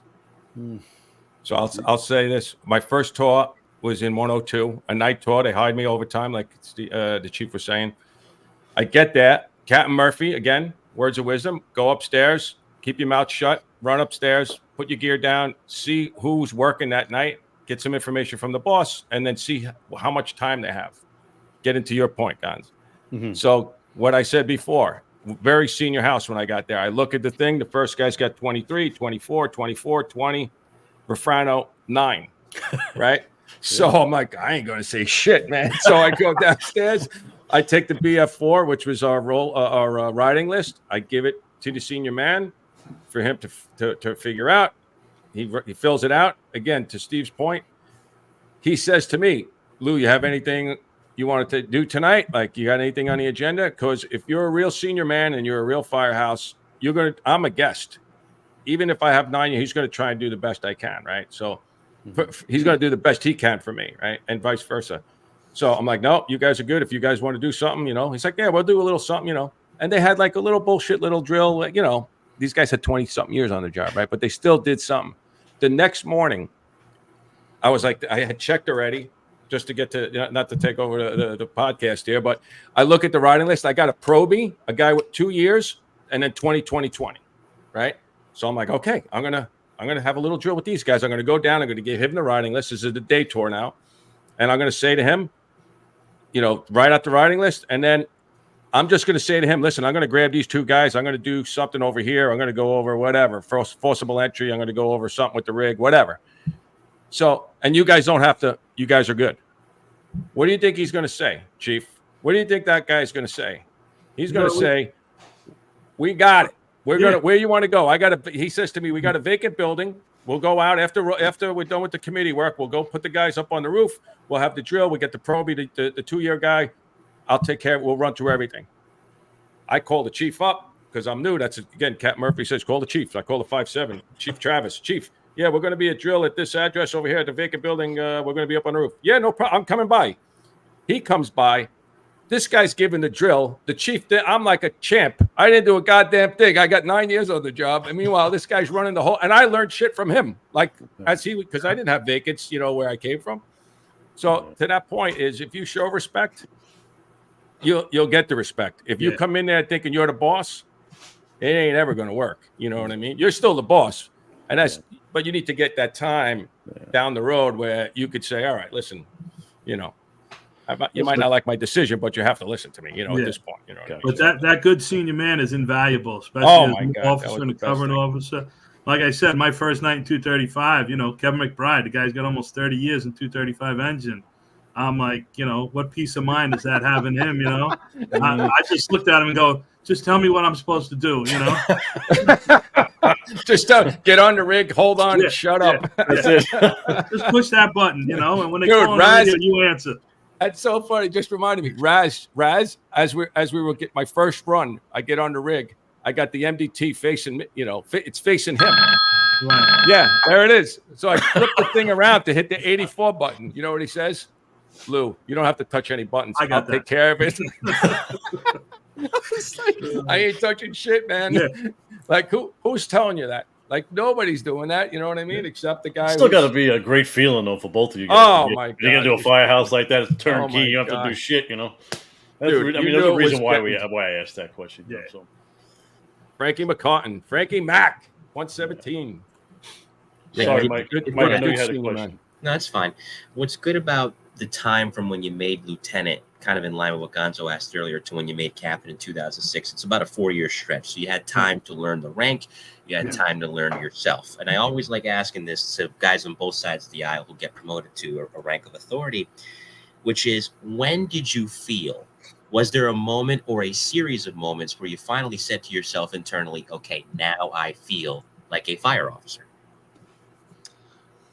I don't think there's any one moment or one time. I think it just kind of over time, after probably 2 or 3 years, you got a little comfortable. You knew the chiefs in the area. You knew your job a little more. You were more confident.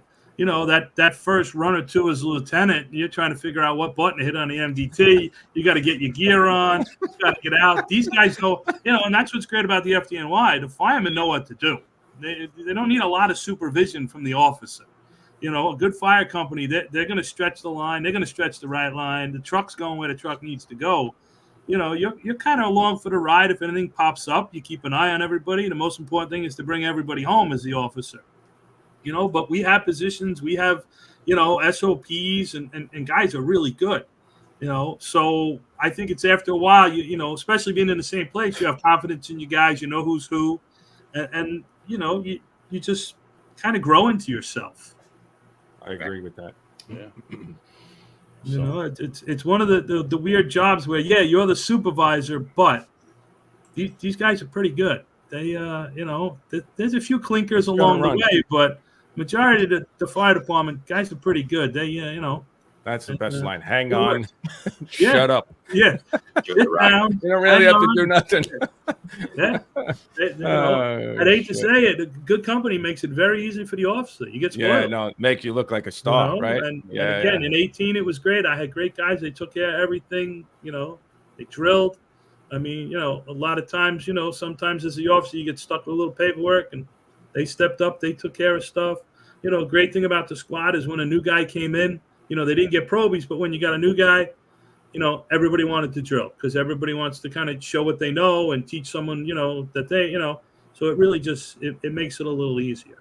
Oh, for sure. That's like Disney World for an officer, because like you said, when a new guy comes in, when a probie comes in, it brings new, fresh, it's just fresh, right? Yeah. It's fresh. You just need to have, sometimes it's, you just need to have some new blood. It gets stale if it's the same old. Yeah.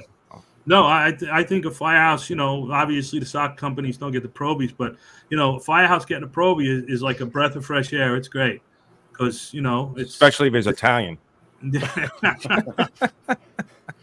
Cover your ears. That's for my lieutenant. That's for my lieutenant from 117. Oh, shit. No, it is a breath of fresh air. All right, so you had taken the captain's test, and now August 2006, you get promoted. So you were in squad for 4 years, and now you get promoted.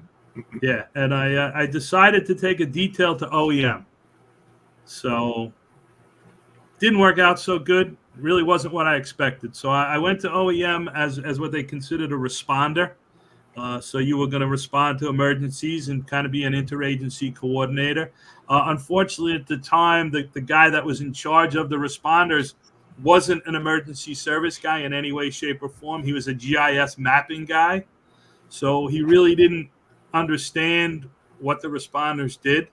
So it was a little frustrating. I think I wasn't ready to leave the firehouse at that point. So that was kind of a mistake on my point. And the funny thing is, if you talk to people at Nobi, I'm like, all right, I'm going to OEM. I'm going to do a year. I'm committed to a year. Then it was, all right, I'm going to stay 6 months.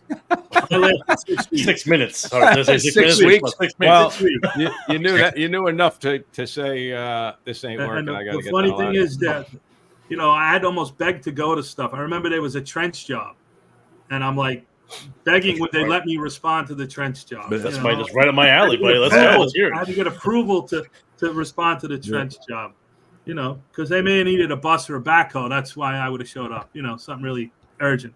But so it was funny. It was the day of, I think it was Metal Day or Memorial Day, the Corey Lytle plane crash. So there was a big fire up on Webster Avenue that day. I went to that as OEM, and then I went to the Corey Lytle plane crash. And besides parking my car and someone calling me and saying your car's being towed on TV, that's another story.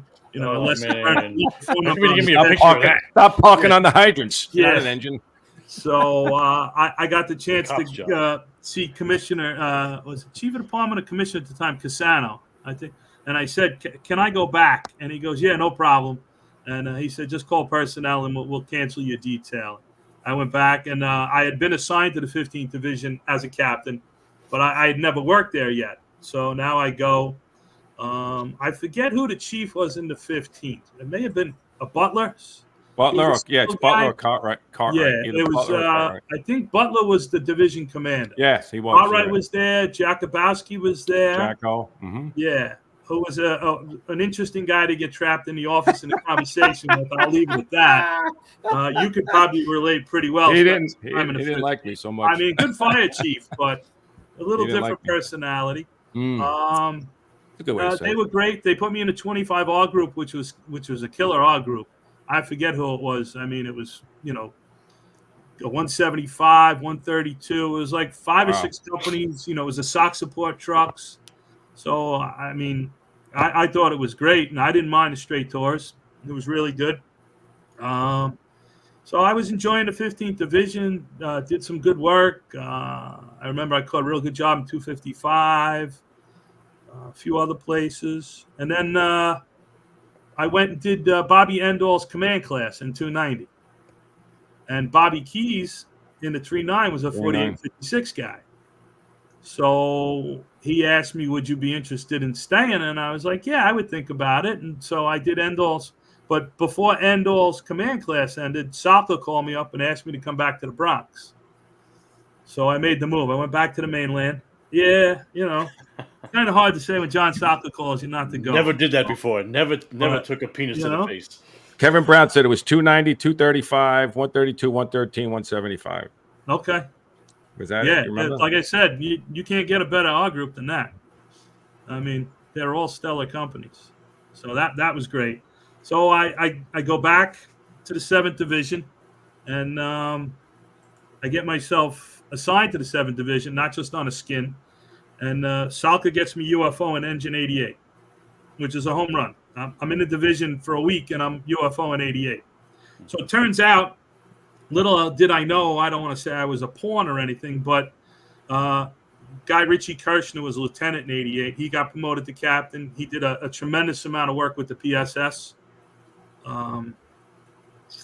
So you had Galvin wanted Kirshner to go back to 88. Then you had a Chief Mulrennan in the 7th, which I don't know if he was the most popular of chiefs in the 7th.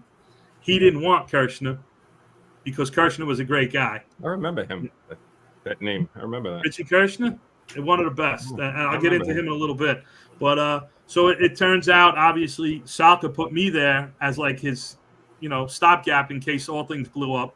But Kirshner ended up getting the spot. I was there about 6 months, and Kirshner gets the spot. So now I'm SA. I'm covering, and I take a detail to the Rock. Steve Garrity's out at the Rock. I take a detail to tactical. I'm doing tactical training, which is a great time. Met some real good people working out there. Paulie Driscoll from 255, Jimmy Grasso, who's now in the rescue battalion and stuff. John Norbert, he was a lieutenant in 308, a great guy. So we had a real good crew out there, tactical. And then on a whim, I forget what it was. I may have saw Mesmer at the Rock one day. And he goes, they're looking for somebody for the rescue school. Oh, no. So I got a picture of Mesmer coming up later. So I got a good picture with Mez later. Oh, shit. So I talked to Hayde. He goes, yeah, we're looking for somebody for the rescue school. I said, all right, I'd be interested, And, he said, do a year and we'll see what happens. I said, all right. Well, at the same time, Smithwick ended up coming to the rescue school. So I don't know if Freddie got Smithwick to come and Hayde got me to come. So now we got 2 guys, captains at the rescue school. And Hayde kind of hints that, we can't guarantee everybody's going to get to stay when the year is. Yeah.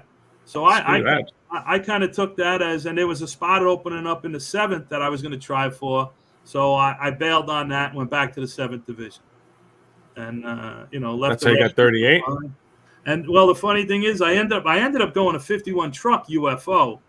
But another funny story is I'm there UFO. I got all the endorsements, but there's another guy that I actually worked in the same battalion in the Bronx, who's now a captain, who, from what I understand, his dad worked with Cassano. So you know who got the spot?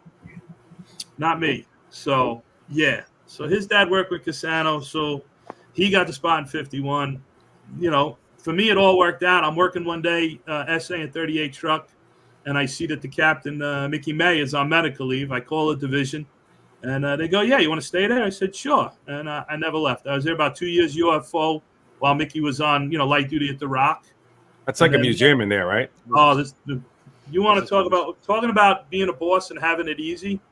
This place runs itself. I mean, you want to talk about tradition?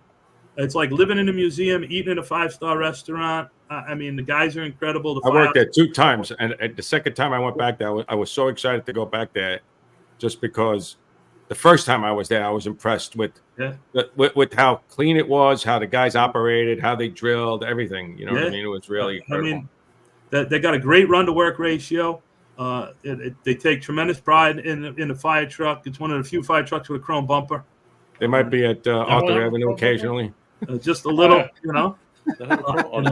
Allegedly. I'll have to see. Not a lot of the rigs have chrome bumpers. I don't think anybody else has a chrome bumper. They have a bell on the rig. The shop's wired up a whole stereo because they play Christmas music up and down Arthur Avenue at Christmas time, and and it's a firehouse again. The senior men take care of everything. The guys, the tradition was great. Anything. Do you know what Arthur Avenue is? Yeah, it's the Italian street. Oh now, my God! It's the true Little Italy. I was going to say, it took everybody's saying to forget Little Italy in Manhattan. You got to go to. Yeah, you got to go to the Bronx. Yeah. It's incredible. So forget about it, Mikey. Forget about it. There's probably 4 or 5 firehouses there every day, shopping. I bet. There's always rigs over there. Forth, always. Allegedly. So 38 was great. At the time, I was going to John Jay. The job had where, they would pay for your John Jay and stuff. So I decided to get my college degree. I had taken the Chief's test and failed it. I really didn't study. I wasn't that motivated. Sorry, Patty. Pat Lee, is that a 124 guy that was in 124? That is a 124. All right, I didn't work with him, but I know the name. So, do I got to go back to Bushwick story? He's a legend in his own mind. All right. So I go to John Jay. I finish up my college, and then I decide I'm going to study for Chief. I buckled down. I had a little help. Chief Esposito kind of tutored me, him and his brother, and another guy. So that helped. And I ended up being number 20 on the Chief's list, which was nice. But the funny thing is in the 18th Battalion at the time, I had 25 years on a job, and I was the 5th senior captain in the battalion. You want to talk about a senior battalion with captains. I mean, just unbelievable. Bronx guys stay a long time. They do stay a long time. Well, Richie Kirshner, the captain of the engine, was just one of the best guys ever. It was so great to have him across the floor. I consider his help and learning from him just incredible. But I had great lieutenants. I don't know if you heard of Joe Huber. I have heard of him. Yeah, Joe Huber. He's done a lot for the job. Real good guy. I had Jimmy Fleming. I had Bobby Greer. I had George Fowler. And then the engine, we had the Wizard of Water, Timmy Klett, across the floor. Never heard of him. Those are great tours. Bro of H2O. Bro of H2O. The famous saying: Would you rather have a $1 million or a helmet full of nickels? Klett's helmet full of nickels.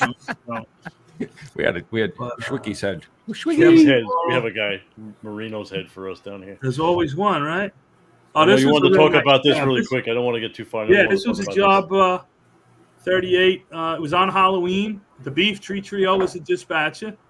We had the view of this without the stick up. This is a little later in the job, but our route to the job took us past it, and we had it out the windows. And I remember the Beef on the radio going something to the lady like, "What do you got? Something scary there, ma'am?"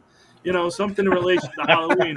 And we're driving behind the building. I'm going, 38 to the Bronx, 1075 the box, and the Beef's like, "Oh, okay."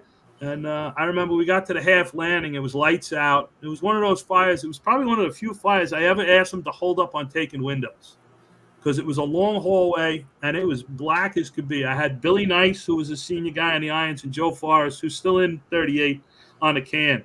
And I mean, it was so lights out that the can man was like, "Where's the fire?" And it took us a while just to find the fire, even though it was raging inside. It was just so thick black smoke. And guys on the roof, Dave Beatty and Bobby Conroy did a great job. Got the roof open. We kept it to the one apartment, kept it out of the cock loft. Again, it just the guys were just great. You know, all the companies were great. Dave Beatty's in the chat. He was saying, yes. Dave's a lieutenant now. I think he went back to City Island. I don't know if he sold his soul to go back to the Bronx. He's in City Island for a while. You know, went back over there. That's another place. The Italian restaurant's gone. City Island. Yeah, not too bad. Food, right? Man, let's go. We should go. We should take a trip. Patty Lee's head's gonna pop off. While in 38, I started teaching Education Day, which was a real great gig. I got to meet a lot of people because the whole job comes through Education Day, doing a flashover. But I have to say, I'm probably one of the only guys ever to get fired from the Rock. So this is a pretty good story. So I'm teaching what? They gave you the papers? No, they gave me the phone call. I'm teaching at the papers. I'm teaching Education Day, and I don't know if you remember. At the end of the day, you'd rotate down to the flashover simulator, and a couple companies would stay up, and one instructor would stay up and finish the PowerPoints and whatever, you know, do the sign-out sheets and stuff. So that afternoon, it's me. I'm staying up in the classroom, and we kind of finished the PowerPoints, and I got 37 truck. I forget what Staten Island engine I had, and another company, whatever. And we're sitting there, and we finished the PowerPoints, and we're just shooting the ball and stuff. And at the time, it was right when the two fitness guys got lifted. Casciola and Christomilios got lifted. So someone in the class goes, "Hey, what happened with the two fitness guys?" I go, "I don't know. You hear all kinds of rumors." At the time, there was stuff about EEO. There was, you know, the job wanted to go to different direction, and this and that. And at the time, you know, former chief of department's son had been in Proby school, and he didn't do well, and he didn't go out for his 2-week rotation. So I said, it's probably because Leonard's kid didn't go out for his 2 weeks. And the company that was in there was from Staten Island, was the engine that Leonard's kid had gotten assigned to. Yeah. So there was an older lieutenant. He goes, "Oh, it wasn't because of physical fitness. It was because of academics." And my answer was, "I don't know. I'm sure Galvin had, you know, made the decision, you know, why he didn't go out or whatever." Well, before I was home on the Grand Central, the 7th Division Chief Sesentes called me up, and I don't know if you know Joe Sesente. Telephone, telegraph, telefireman. Yeah, that's the way it goes. You know, he calls me up and he goes, "Steve, is there any reason they want you in the chief of department's office tomorrow morning?" And like a light bulb goes off in my head. I think I may have an idea. And he goes, "Well, you better call the union." So needless to say, you know, I called the union. The union, you know, I talked to Paul Ferro. I don't know if you remember Paul Ferro. You know, yeah. Listen to me, don't worry about it. He's probably just going to yell at you, whatever. So needless to, you know, as much as, sorry to say, remember Malia from 332, he got killed off-duty car accident? Yes. His funeral was the next day. So obviously somebody, you know, told him, "Chief, you're not going to be here tomorrow for this guy to come in." So they call me back and say, "All right, you don't have to come to headquarters." The following day, I think, is like a Wednesday. It's like medal day. I don't go, I'm working. I get a call from Derek Harkin, who's the captain's rep. And he tells me, "Steve, we may have a problem. Leonard just went up one side of Reynos and down the other, giving him a hard time about this. Just hang tight." So now I got another sleepless night. And then I get a phone call from Hodgins, not the chief of department Hodgins, the other Hodgins at the Rock. I actually get a call from Lenny Rowe, who ran Education Day. I think Lenny's still at the Rock. He goes, you got to talk to Chief Hodgins. Chief Hodgins is like, "Steve, I know you're on a Chiefs list, whatever, but you can't work at the Rock anymore." So I got fired from the Rock. Take it as a little badge of honor, you know. One of the few guys that get fired from working at the Rock. Yeah, Lou's favorite. Alexei. But so, you know, few people I'm not thrilled about in the New York City Fire Department. He may be one. So when did you start studying? You were studying for chief right away, or what were you doing? Yeah, I studied. You know, while I was kept studying the whole time. Well, it kind of transitioned right out of John's. You know, I didn't study much for captain, so there was a big break. Then I went to John Jay, and I think that helped me because I kind of got back into the mode of studying, and then studied for chief and put some real effort into it, and it worked out pretty good. And got promoted into first class right there at the end of 15, the beginning of 16. Yeah, so you were there for 5 years, and then you went back to the 5.7. Well, the funny thing is, if you look, every rank I've been assigned to Brooklyn, and I've left every rank. So I always tell the diehard. I gotta get the hell out of there. They sent me there 4 times. I left all 4 times. Fireman, lieutenant, captain, chief. So yeah, I got assigned, and I think it was Bossert. Bossert ran the chief's command class, and I don't know for what reason he, because I didn't put in. I put in for like the 15th and the 13th. And I think I was like the 3rd senior guy in the class. And I didn't even get – there was another guy that didn't get his choice either. So I ended up going to the 11th Division, to the 5.7, which was great because I worked in the 5.7 a lot. Those guys had a ton of comp time. Blum, I think it's Blum was his name. Yeah. He had a lot of comp time. I think he had a place in Puerto Rico. So I got to work there a lot. I worked in the 2.8, which was nice to go back to my old firehouse. I love the 3.5, the 3.1, the 3.2, tough commutes. The 4.8 was a nice battalion, but again, another tough commute. That's a tough commute. And they were doing the Kosciuszko, I think, at that time, too. Like, that must have been torture. Once you get to the 4.8, it's great because you go all hands to the 4.1 and stuff. So right. So that was good. And then Esposito was the chief of SOC. Here we go. Yeah, and, I could say I got a little phone call. There's my man. That's my guy. If you're going to have a guy, that's the guy to have. Throughout my career. I owe him a lot. I owe him an awful lot. I made him look good, but, I owe him an awful lot. So that was actually New Year's Eve. He was the citywide tour commander. I was the rescue operations chief. Ganja, see, you got to get a guy like that. You're latching on the coobs. You know what I'm saying? This is no good. Yeah, you gotta have. I tried latching on to you. You're too far away. But I can tell you, as far back as Squad 18, because we were firemen and lieutenants together in Squad 18. It was always I'm going to hold on to his coattails. And it worked out all right. So he brought me over to the to rescue operations. I was kind of like the 6th wheel because they have 5 chiefs, and I was the admin guy. I kind of took over for Spillane as Spillane was making his way out. And then I did that. That's pretty funny. So when you got there, I had just got there to Sock Island, right? So you were, you got there in May of 2018. I think I got there probably at the end of 2018. And then Tefano was still there. Yeah, Phil was there. Yeah, Phil was there because Phil was, admin also. Yeah, we used to talk up in the office up there. We used to see you guys all the time up there. Man. Yeah. Nice. All right, so I was a little angry back then. No, the finger poking days. Allegedly. So, Chief, you're gonna go back to work tomorrow. Where you going?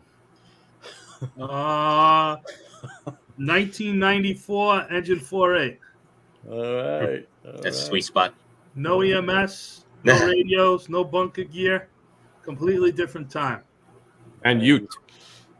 Yeah. Without a doubt. That's where I'm going back.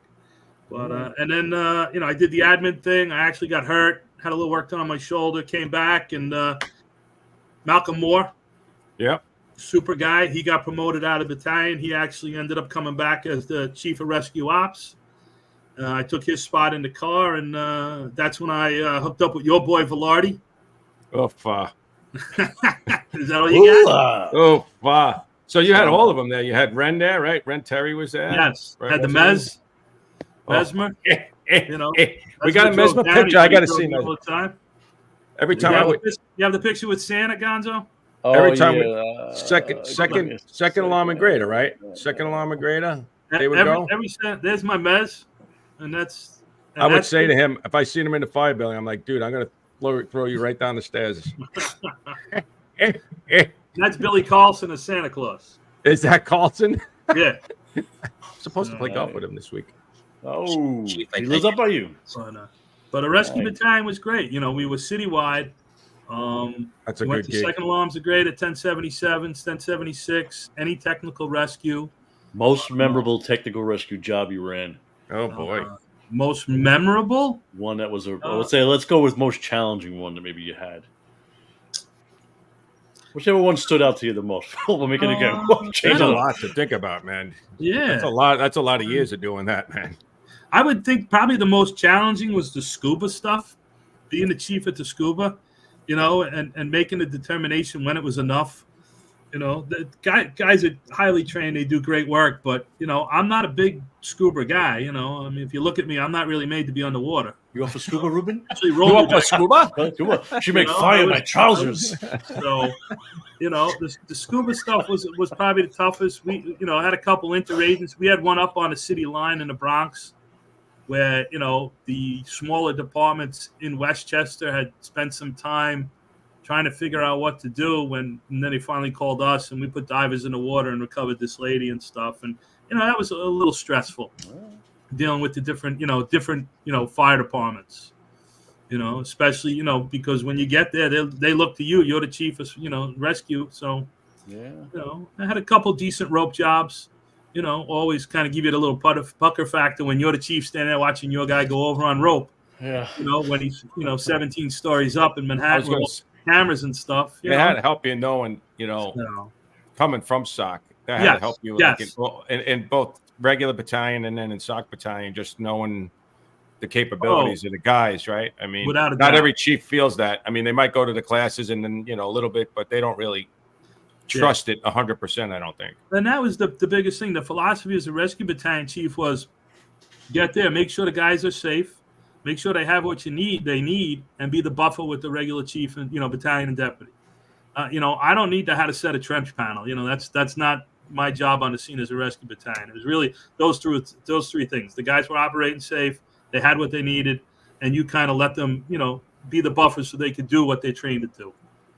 Right. I cannot tell you how many times we would say to the chief, he would come in, Lou, or when the rescue was there, and they would say, what do you guys want to do?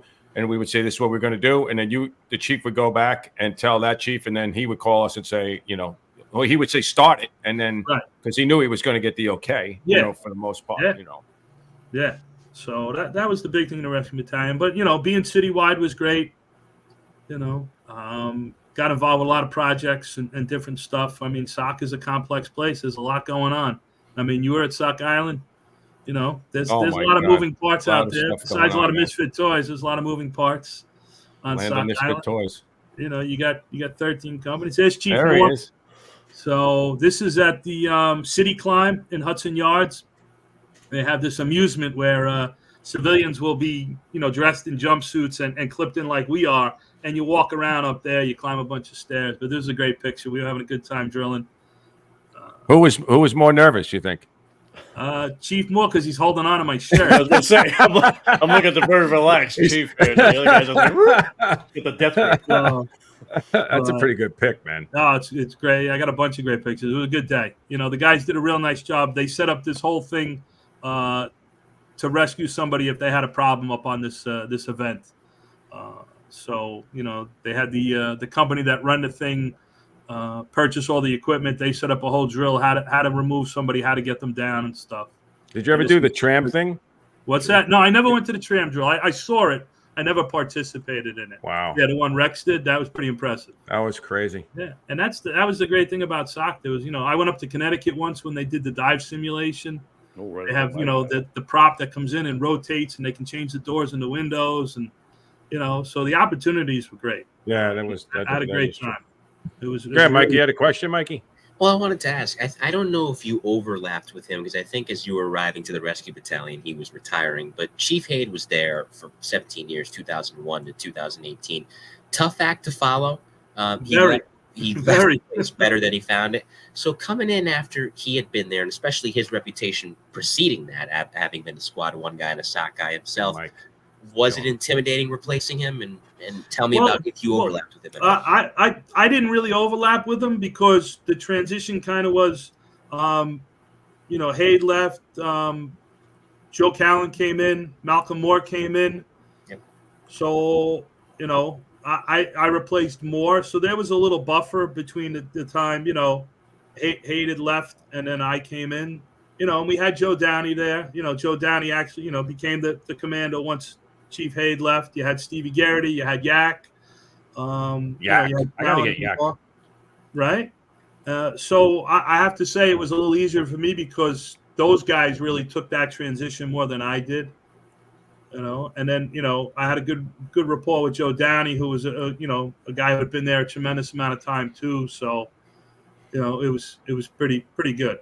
I thought was a great guy down there, Chief Cunningham.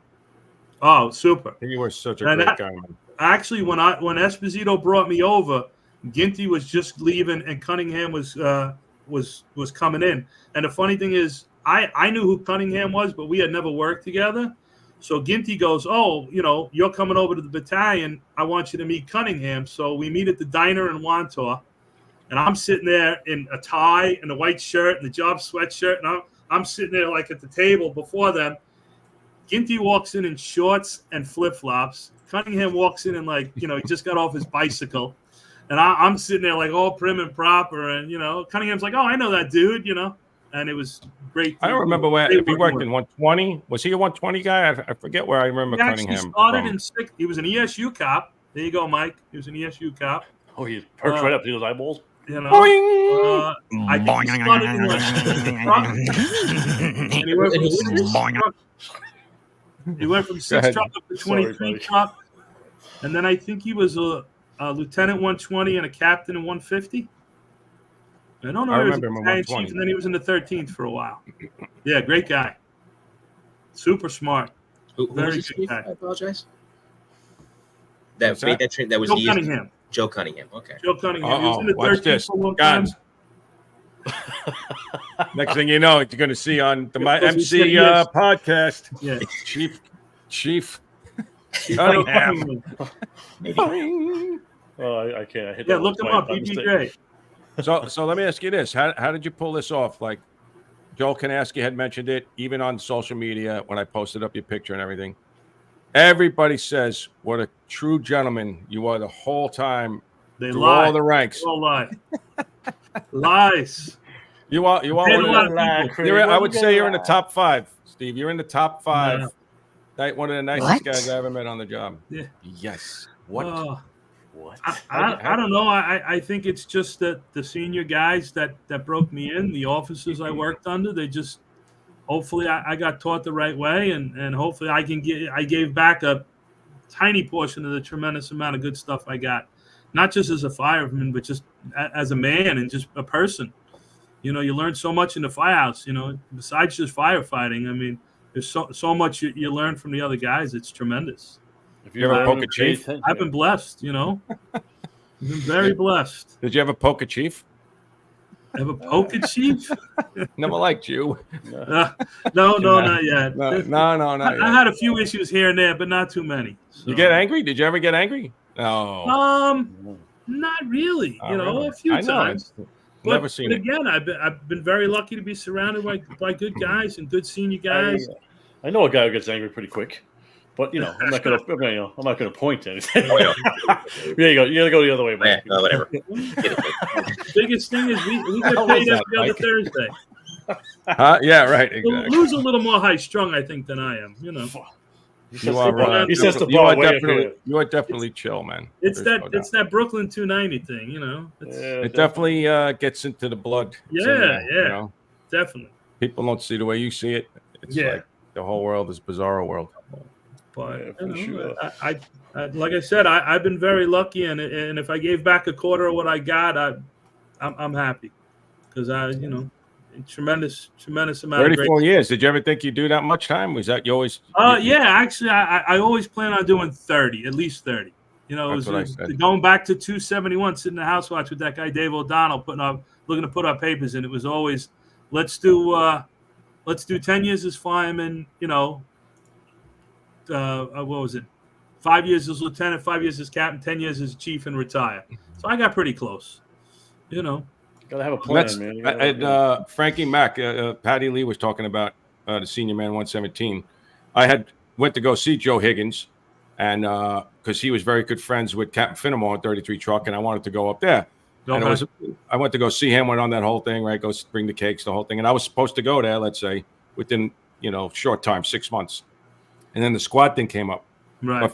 But Frankie Mack told me very similar. He's like, listen, you got to do what's best for your family. And he said, if you could do 30 years and do 5 to 10 in each place, closer to 5 in each place, it's such an interesting career, right? Yeah.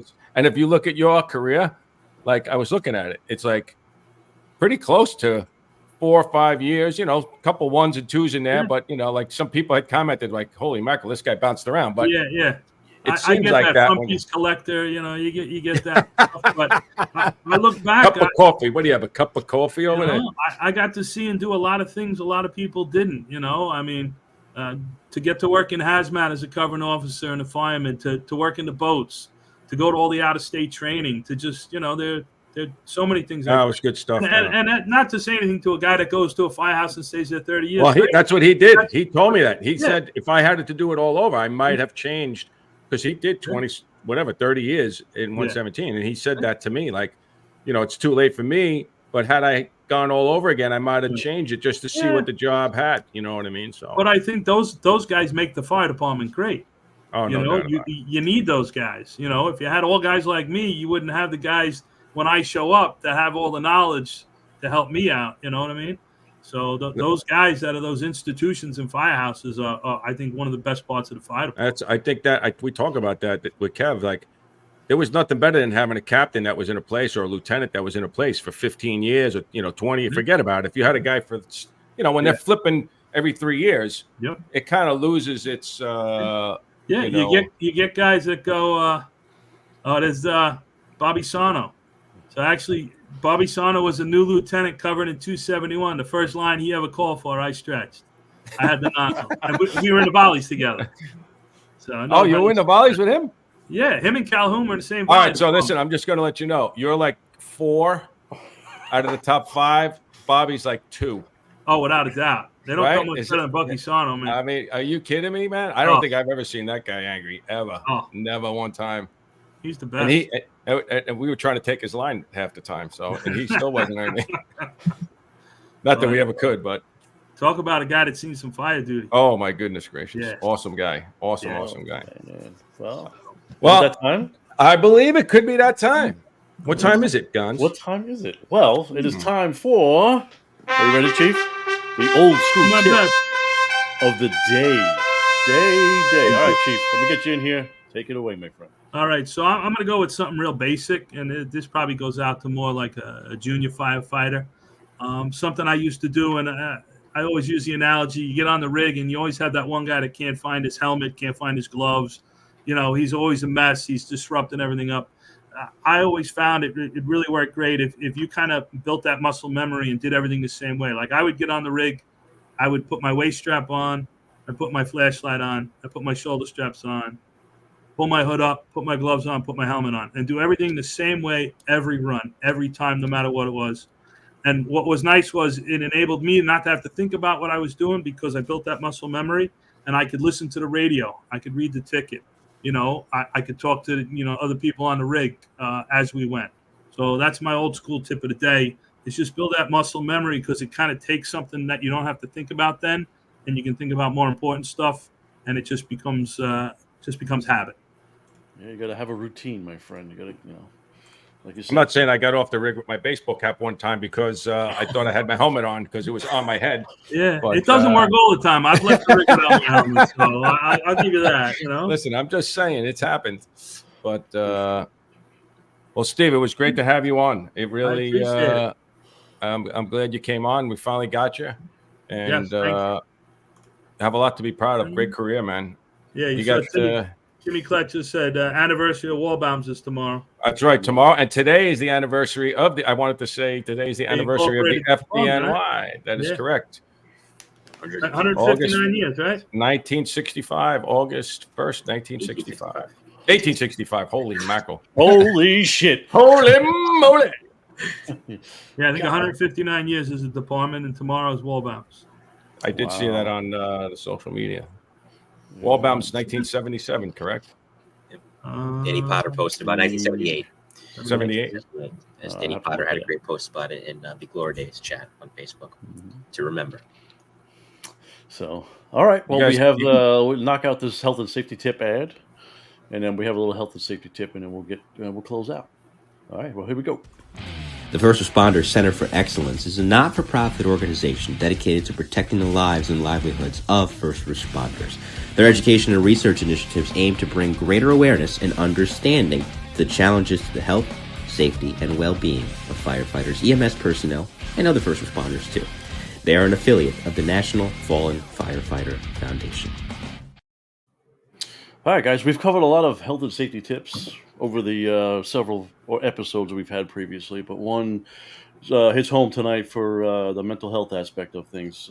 Don't be afraid to have that conversation, man. When you're struggling, because unfortunately, we'll pay a little respect before we close out tonight. We had a firefighter, Lieutenant Acosta from Miami-Dade, sadly took his own life not too long ago, suffering from PTSD. So don't be afraid to have that conversation. It's okay not to be okay, guys. So when you feel yourself struggling, whatever it may be, don't be afraid. Even if it's just a colleague, man, just open up if you can. I know it's hard, but I can speak for a little bit of experience on my end, but it's very helpful. So don't be afraid to open up. So with that, we get a lot of those emails too, actually, Gons. Yeah. Guys saying that they reached, thanks us, thanks Coobs. He really kind of is in the forefront for that because he kind of went through that himself. So we do touch on that quite a bit. And we do get a lot of emails. My wife handles the emails, a lot of emails now, and she says all the time, you got to read this email. And it's about some guy who's, just was at the end of the rope, reaches out, and it works out for him, thank God. So. Yeah, I do actually, while we're on it, I do have a picture of the gentleman. This is what oh, my goodness gracious. Young guy. He was a Task Force 1 member down here, so he was very active, but he was struggling. We don't know the backstory of anybody that unfortunately does this kind of stuff, but we'll never really understand it. The only thing we can do is just try to spread that message that it's okay to have this conversation. You don't have to be a tough guy anymore. This job is tough. We all know that, but you got to have an outlet. And we all know smoking a joke, bullshitting around the fire station, around the kitchen table, rather, is helpful. But sometimes you need a little bit extra. So don't be afraid to take that step. Silence kills. Silence kills. All right. So we have some interesting next week. Thursday, we have Chief Jay Jonas. I think we're doing the Andy Fredericks show is next week on, what is that, the 8th? Yes. And then the 15th, I know this is going to be a little interesting for social media, but we are going to have Commissioner Von Essen on the show. Yeah. So this should light it up, I think. I'm not really sure what's going to happen here, but Lou sounds so apprehensive. Yeah, that'll be that one. I might have to give a look out. I don't know what the heck's going to happen, but that might be a Karen. I don't know. I don't know if it's going to even be that. I just want to throw something out there. I talked to him. He's excited to come on, and he wants to give his side of what's happening. So he said everything's on the table. So a lot of the questions that you're thinking, I'm thinking, it might come out of this mouth. I don't know. It's probably going to come out, but always respectful. But doesn't mean we can't ask the tough questions. So I'll keep my mouth shut, he says. Yeah. All right, Steve, thank you for coming on. Thank you, Great guys. career. It's a Appreciate it. pleasure Thank you knowing very you much. all these years. And Yes. hopefully we'll get together. We'll slap the ball around when we come down to Florida. Sounds good. And we'll beat Gonzo's ass because he sucks. And then I'm ready. Any day.